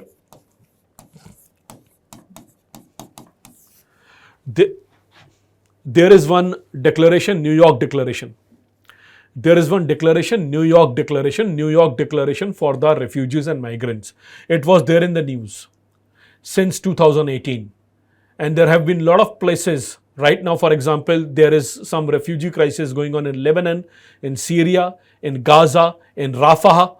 And all these type of places were there in the news for the past 1.5 years. Similarly, in the year 2018 to almost 2022, whether it is from reference of Ukraine or Rohingya refugee crisis, these type of things been there in the news. And therefore, they have asked a question. It's a question belongs to international relation. It's a question related to international agreement, international convention or treaty, and they've asked it. Are these type of questions apparently been written in the syllabus? Answer is no, but you have to do it. From where you are going to do it? By reading the contemporary events. I'm not saying that you should stop reading traditional issues. You have to read traditional issues, but traditional issues are only 33% of your preparation. Rest all come by revising it from good books, by writing good answers, and by reading a lot of editorials, contemporary events, and connecting those contemporary events with the general studies issues. New York Declaration has 2 parts. One New York Declaration is related to forest, one New York Declaration is related to migrant and refugees. And India is having certain reservation related to this declaration. And therefore, it was being there in the news. And they've asked a question related to it. For example, let me ask you one question. There is one river in our subcontinent. I'm giving you the hint. I hope you are going to have the answer as well. There is one river in Indian subcontinent itself, Naf River. And Naf River was known for one massive refugee crisis. So Naf River is related to which country? Answer is Bangladesh. So Naf River is related to Bangladesh, Myanmar, and there was a crisis related to Rohingya. Rohingya are also known as boat people. I hope you are aware. Rohingya are also known as boat people because they are spending their time, they are spending their life in boat because they have to save themselves from the Myanmarese armies, and at the same time they are having a difficulty in establishing themselves in Bangladesh as well. So Naf River, student, Naf River is considered to be that particular river where Rohingyas are spending their life or saving their life. And if there is going to be any particular article related to Rohingya, whether Rohingya should be given opportunity to take a refuge in India or not, you'll definitely going to come across NAF River, you'll definitely going to come across New York Declaration, you'll come across this type of pact, and it was there in the news, and therefore they've asked a question. None of the question in UPSC is being asked because based upon whims and fancies of the paper maker. They ask question based upon the urgency of the topic, and urgency can easily be vouched from the current events.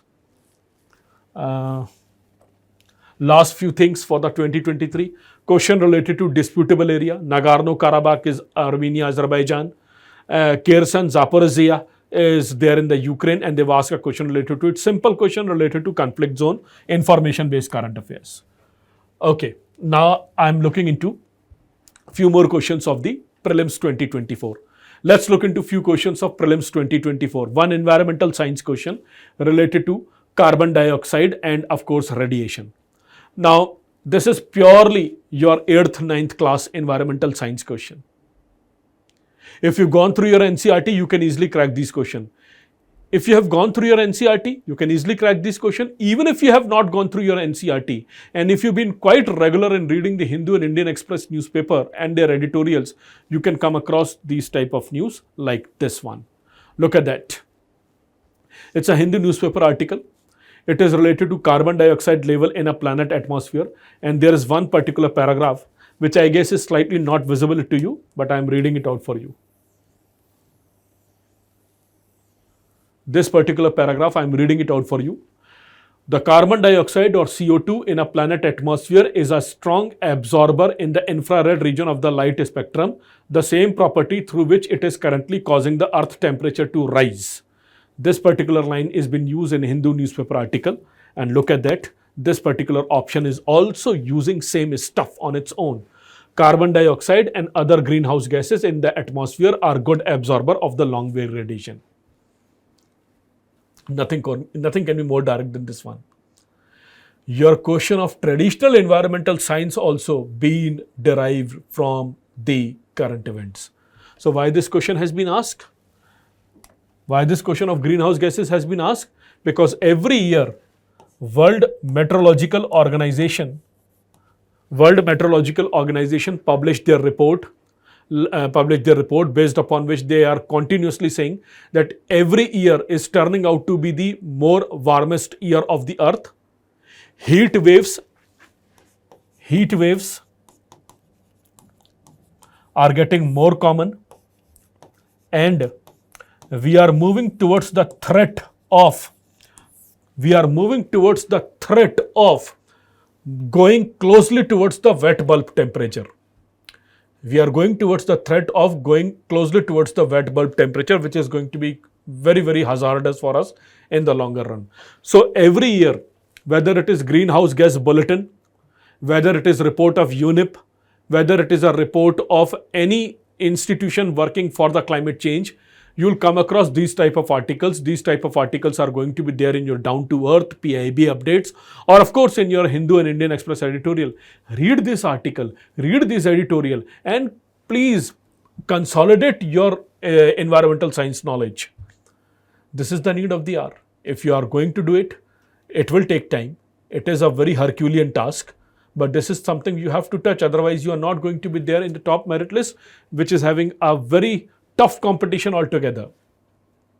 So my only point of concern is remove the element of uncertainty. That's what this session is all about. Convert your uncertainty into certainty. How you are going to convert it? Reading contemporary events and connecting it with a lot of traditional GS.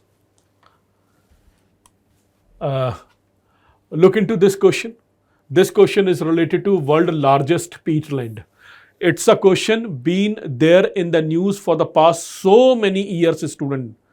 Congo Basin has been there in the news for the past so many years, and they've asked a question on peatland. One of the following region, which is the world's largest tropical peatland, holds about 3 years worth of global carbon emission from fossil fuel and the possible destruction and all those important points.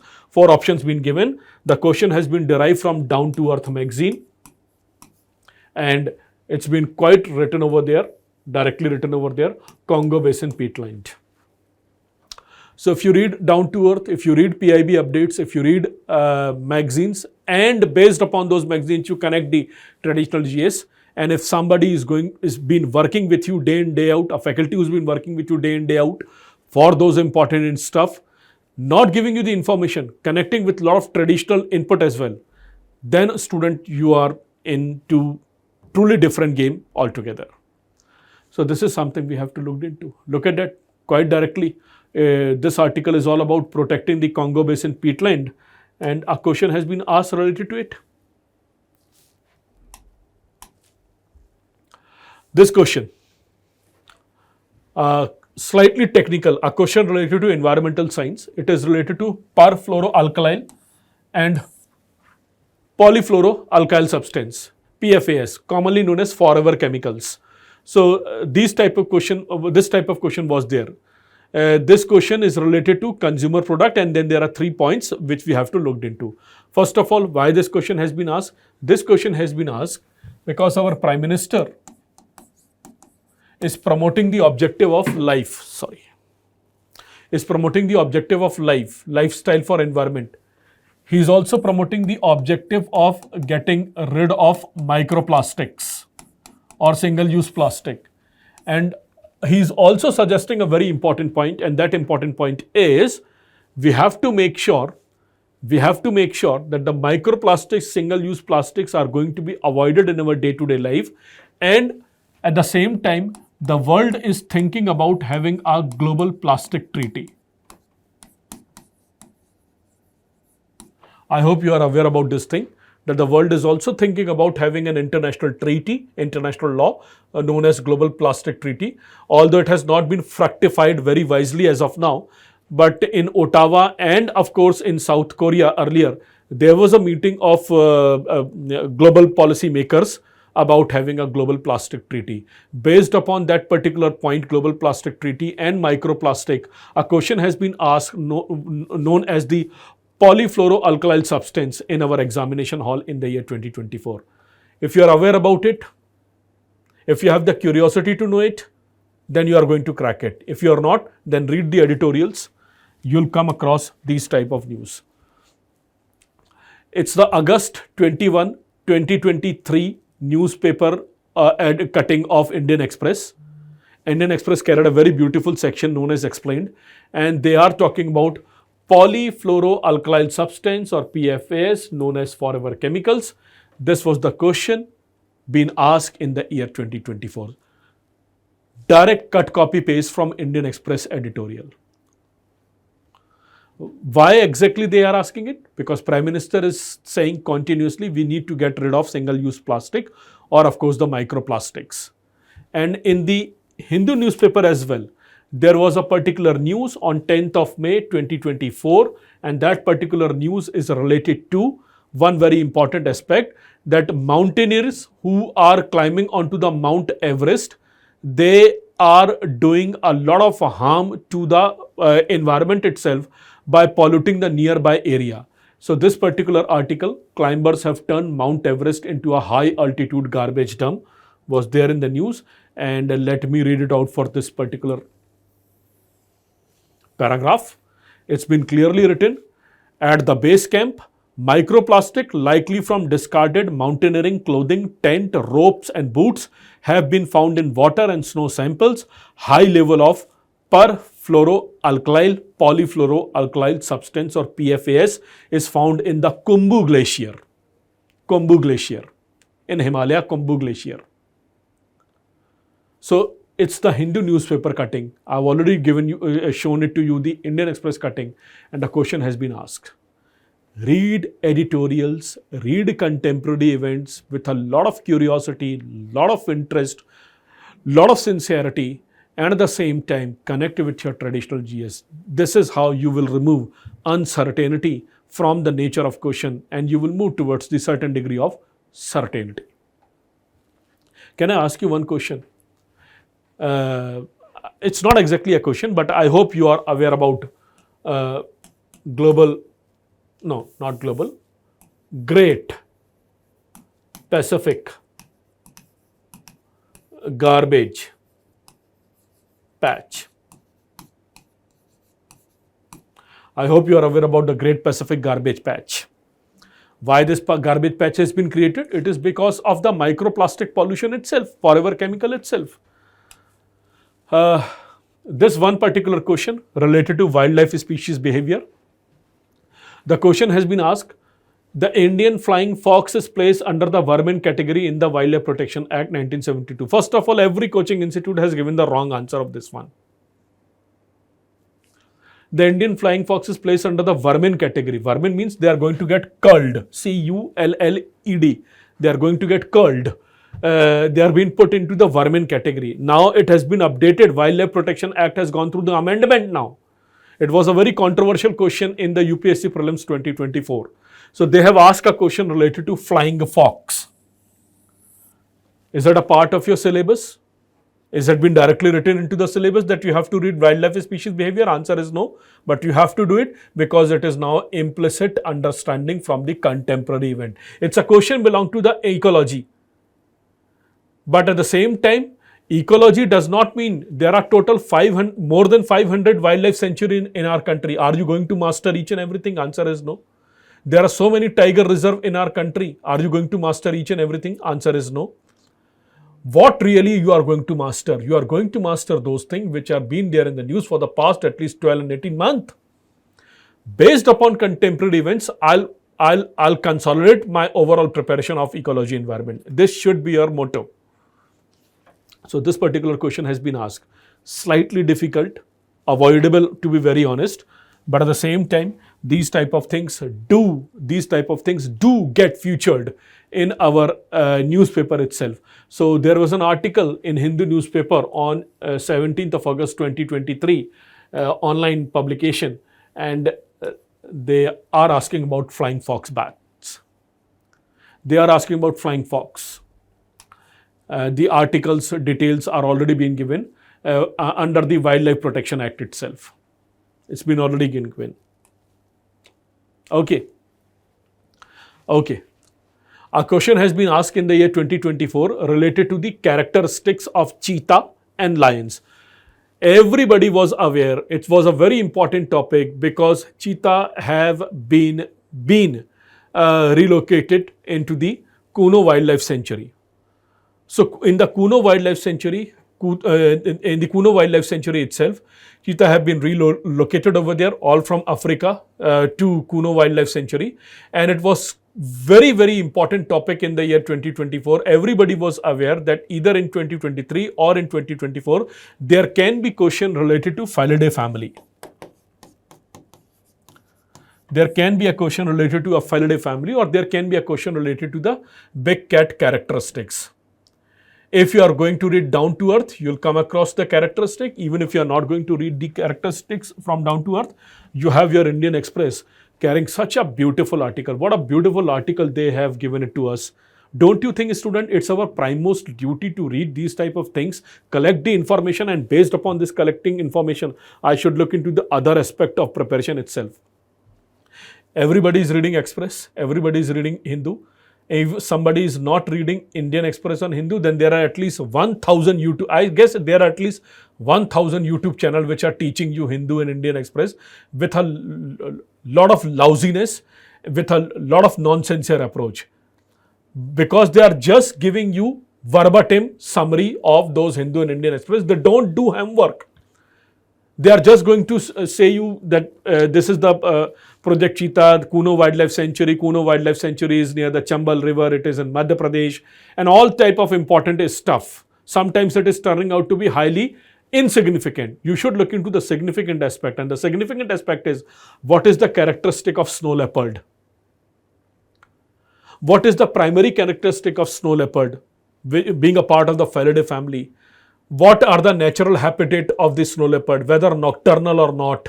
These type of things we have to look into.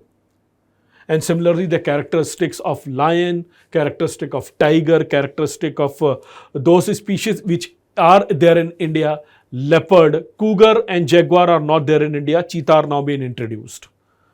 So there are good articles. It's all up to you how much curiosity you are having it. Unfortunately, these days, you are not even bothered about reading the newspaper. Somebody is reading it out for you, giving you summary. Those summaries will never work out for you. Take my word.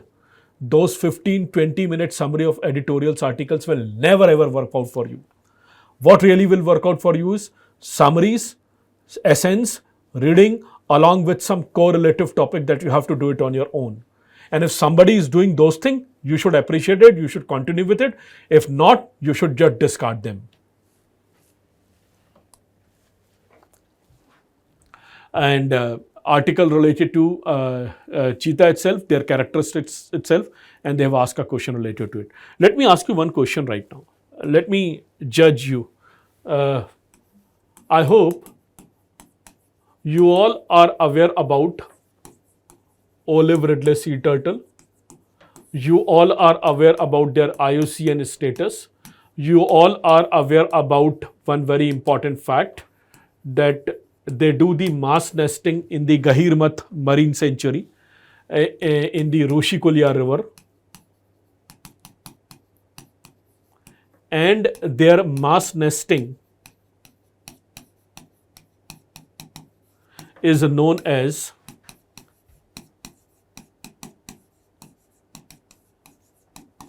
Aribada. I hope you all are aware about these important stuff, these important facts. Recently, more than 7 lakh olive ridley sea turtle gathered in the Gahirmath Marine Sanctuary in the mouth of the Rushikulia River to do the mass nesting, and that mass nesting is known as Aribada. Aribada is a Spanish term which means arrival or arrived. And their mass nesting is known as Aribada. Olive ridley sea turtle mass nesting is known as Aribada. It's very common in the Gahirmath Marine Sanctuary. Now my question to you is, why only in Odisha olive ridley sea turtle flock to do the mass nesting? Why only in Odisha? Why only in Gahirmath? Why only in Rushikulia River mouth? Why not in the coastal area of Tamil Nadu? Why not into the coastal area of other coastal area of our country? Why exactly they prefer to flock to in the Gahirmath itself? Have you observed it? If you have not observed it, it means your curiosity is very less. You are just interested in one thing, that is collection of information. Everybody knows their IUCN status. I guess it is vulnerable right now. Everybody knows they are very common in the Gahirmath Marine Sanctuary, Rushikulia River, and their mass nesting is known as Aribada. Yeah, I'm sure even you are not aware about this Aribada word. Not too many people are aware about the Aribada. But I'm asking you a larger question, and the larger question is, why they come necessarily into the Gahirmath Marine Sanctuary itself? What is so peculiar about Gahirmath? Due to its climate, due to its geography, due to its slope, all these are the primary reasons, or the wind speed over there. But since we have not generated the curiosity, we are always going to be the person who are always interested in collecting the information rather than something else. That something else will make a difference. I hope you are getting into the skin of the topic itself. Moving towards the last few slides, then I will wind up this session. A question has been asked related to radioisotope thermoelectric generator. Why this question has been asked? Radioisotope thermoelectric generator. It's a question that you normally read in your space science. This question has primarily been asked due to one important point, which is one of the most successful mission of America is a Voyager mission. So Voyager mission is been going on for the past almost 4 decades. How it has been going on for the past 4 decades? Because they have one inbuilt batteries in the Voyager mission known as nuclear battery. As you all are aware, every spacecraft is going to observe the sun's energy in order to make sure that they are going to have a path of themselves. Whether it is a flyby mission or the orbital mission, they need to have the energy resource onto themselves so that they are going to continue with their mission. So Voyager mission has a nuclear battery stored in it. That nuclear battery runs from plutonium, and therefore it is known as a radioisotope thermoelectric generator. And what is so significant about Voyager mission? Voyager mission, let's say this is sun, and this outer circle. This outer circle is actually depicting the heliosphere.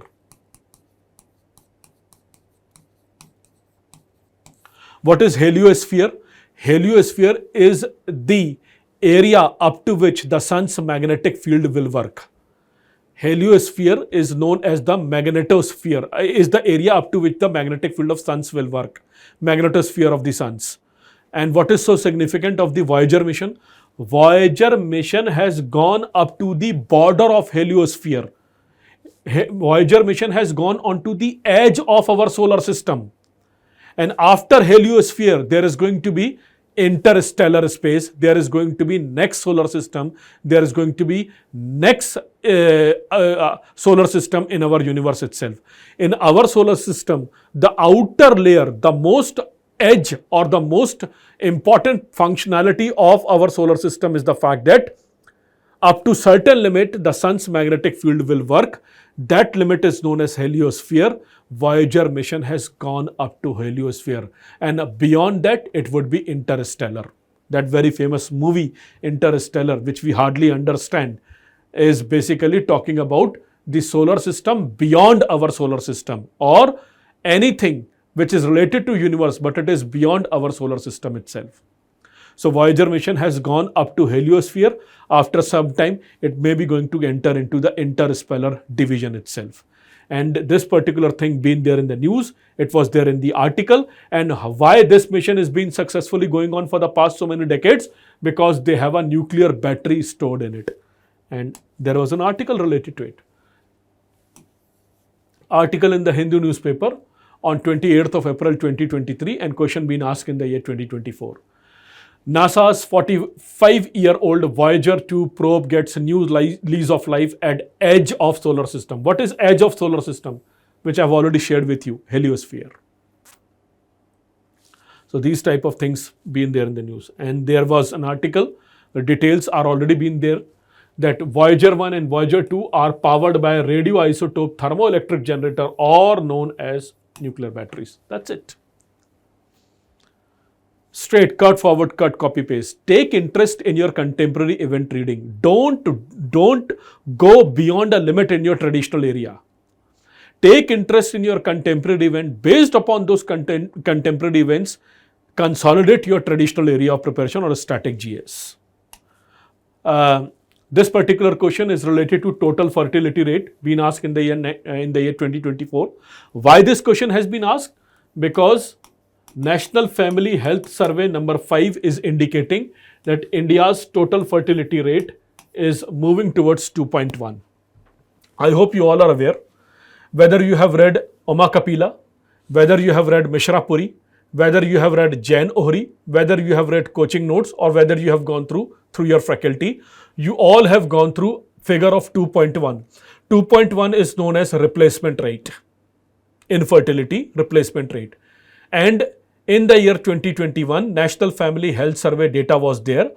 And as per National Family Health Survey data, barring Bihar and few sections of Uttar Pradesh, almost all of the country is moving towards the replacement rate figure of 2.1, which means India's demographic dividend is going to get declined after some period of time. And therefore, there was a question related to the total fertility rate. The human geography faculty will tell you this question belongs to my area.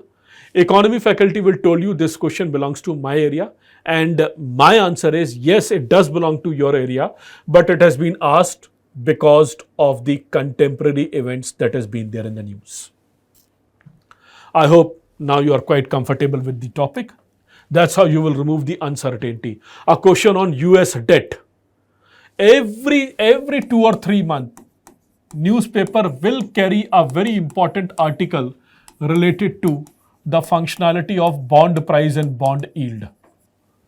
Every 3 or 4 months, bond yield and bond price functionality article is going to be there in the newspaper, which is going to talk about the US government debt. And as a result of it, you will come across these type of question, which was there in the year 2024 itself. And if you have gone through in your classes, which I normally believe everybody is going through these things in the classes itself, and apart from that, newspaper are also going to help you out. The US hits the debt ceiling. What does it mean? And student, I hope I hope you are aware about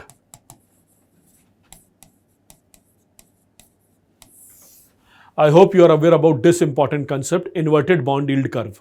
It's a very important technical term, inverted bond yield curve, and been there in the news for the past at least 2-3 years, because a lot of government bonds, whether it is GSEC of India, whether it is Treasury bond of America, they are going through the period of inversion. They are going through a period of inversion, commonly known as inverted bond yield curve. And whenever inversion took place, you will come across these type of articles, which are going to be a part of your exam itself. Learnings, look at the learning, the articles learning. Let me read it out for you, very important point. Since the article is talking about America doing the default on its bond payment, and the article says, once the debt default happen, analyst says the dollar would weaken. If America is going to default on the payment of the bond, the dollar will weaken, the stock market would collapse, and thousands of people might lose their jobs as well. So this is known as applied Indian economy and news and learnings based upon the economic development. So these things I have to be having a lot of learnings, a lot of enthusiasm to read these things. And believe me, the moment you are going to have the approach of reading it on your own, you are going to be more wiser. Because if you are reading the editorials, they are not you are reading the summaries of those editorials, you are watching the summaries of their editorial. If somebody is not connecting with a lot of economic concepts being involved in it, it is not going to do any justice with you. So read contemporary events. Based upon those contemporary events, connect it with a lot of traditional GS as well. And very simple question based upon Lok Sabha Ethics Committee. Remember in the year 2023, somewhere around September, October 2023, one very firm leader of Trinamool Congress, Mahua Moitra, been question marked by the current government that she was asking question by taking money from some potential businessmen. And as a result of it, some matter been unleashed against her in the ethics committee. So ethics committee is a question belong to your Lakshmikant, it's a question belong to your Indian polity. But why this question has been asked? Because Indian Express, 26th of October 2023, this article belongs to 26th October 2023, Indian Express had carried an article related to Mahua Moitra itself, ethics committee. I really admire article written by PDT Achari sir.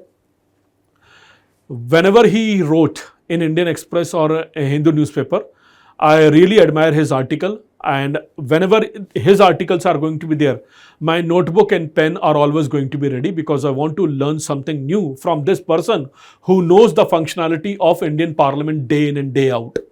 So he had written a very beautiful article related to the ethics committee, and based upon this ethics committee, which was there in the news in the year to October 2023, you got a very simple question of the ethics committee in the prelims exam.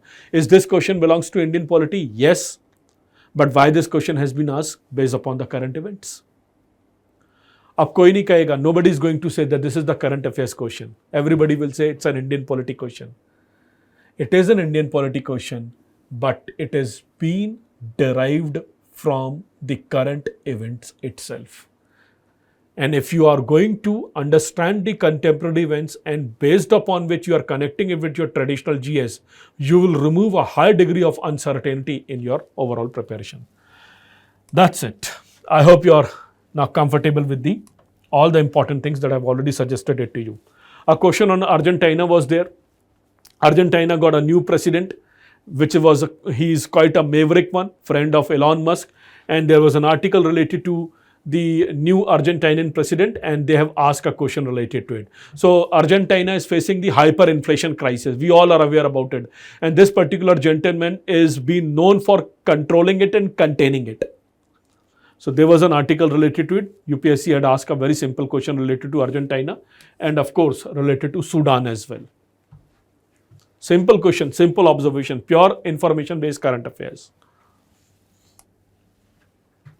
One of the best question of UPSC 2024 was this one. One of the best, in fact, the best. The question is related to Red Sea.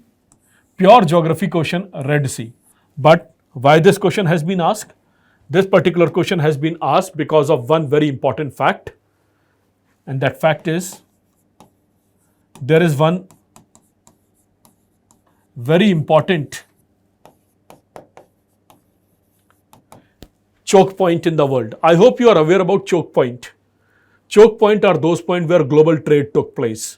So you have a Strait of Hormuz, Gulf of Oman, Iran, nearby Iran and Oman.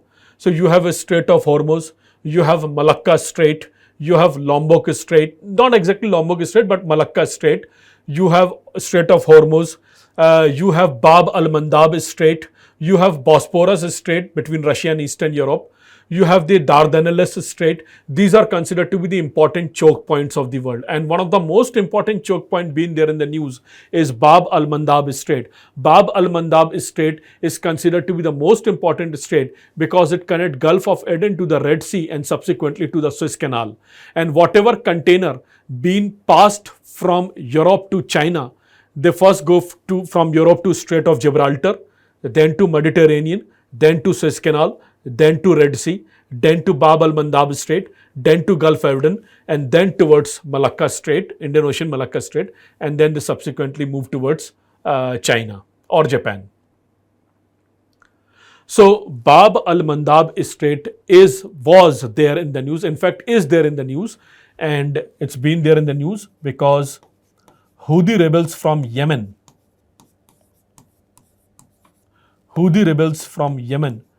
have occupied a very important port in Bab al-Mandab Strait known as Hodeida. Hodeida port, they are been occupying it, and they are making sure that none of the container moving towards Israel or none of the container moving towards the larger Europe is going to be passed from the Bab al-Mandab Strait, and as a result of it, there was a huge trade block in the Bab al-Mandab Strait. And Bab al-Mandab Strait connecting the Red Sea, Gulf of Aden. Red Sea was there in the news. They've asked a geography question. Nobody will tell you that it's a current affairs question. Nobody will tell you that it's a current affairs question, but precisely it's been derived from the current events itself. So please, if somebody says you that current questions are only 5 number, 10 in number, 20 in number, avoid them. Current questions are not as it used to be. The pattern has been completely changed. They are going to read those current issues 18-20 months because that's what general studies is all about. They'll be going to read the 17-18 month current issues or observe those issues based upon which they are going to ask question, either pure information based or certain correlative topics. My few suggestions towards the end. My few suggestions to you. Number one, solve CDS, CAPF and UPSC last 15 years paper. Read good magazines of current affairs, no doubt about that. Last 15 months current affairs from January 2024, read it. But from now onwards, I hope I have given you enough wisdom. From now onwards, reading is only collecting information, but apart from information, you have to take a deep dive, and those deep dive are two important aspects. Number one, what all can be the correlative GS, and do it something on your own. I do it in my classes, but you have to do it on your own as well. So do the correlative GS based upon those information, and at the same time, based upon those information, look into more in-depth knowledge of it. More in-depth knowledge of it, slightly get into the details of those information, and apart from that, some correlative topic which are the branching it out. That's how you should do it, reading magazines. And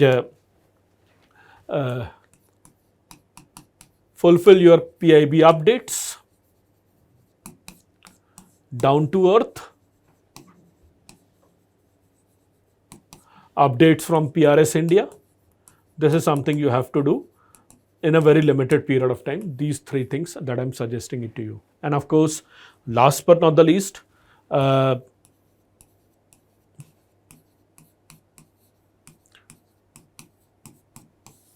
this is one of my WhatsApp number. You can have your academic query over there. Don't ask that which book to prepare or not these type of things. Overall, preparation strategy, you can have a word with me. Any doubt, you can have a word with me. I'm having my expertise in the area of paper 2 and paper 3 in mains and overall current issues.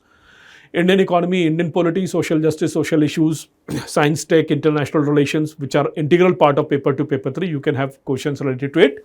And any academic preparation you can ask about it. Don't ask कि batch कब से चालू होगा, ये सब चीज़ें मैं नहीं बताऊंगा. And never call, I will never pick your call, only WhatsApp message. So you can have interaction with me and I will try to help you out with all of my best of my abilities. And last but not the least, student, some promotion time.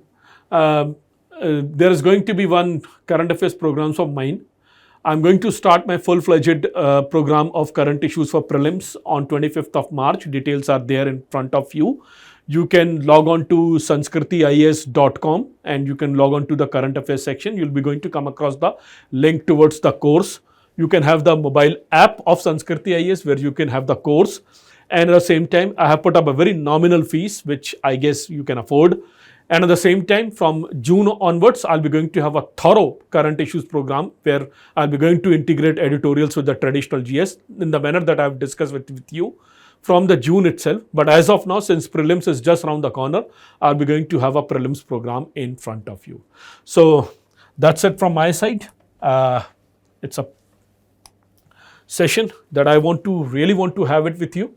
So that's it from my side. I'm wishing you all the best. Hope you all are going to come out with flying colors in your overall preparation. Thank you.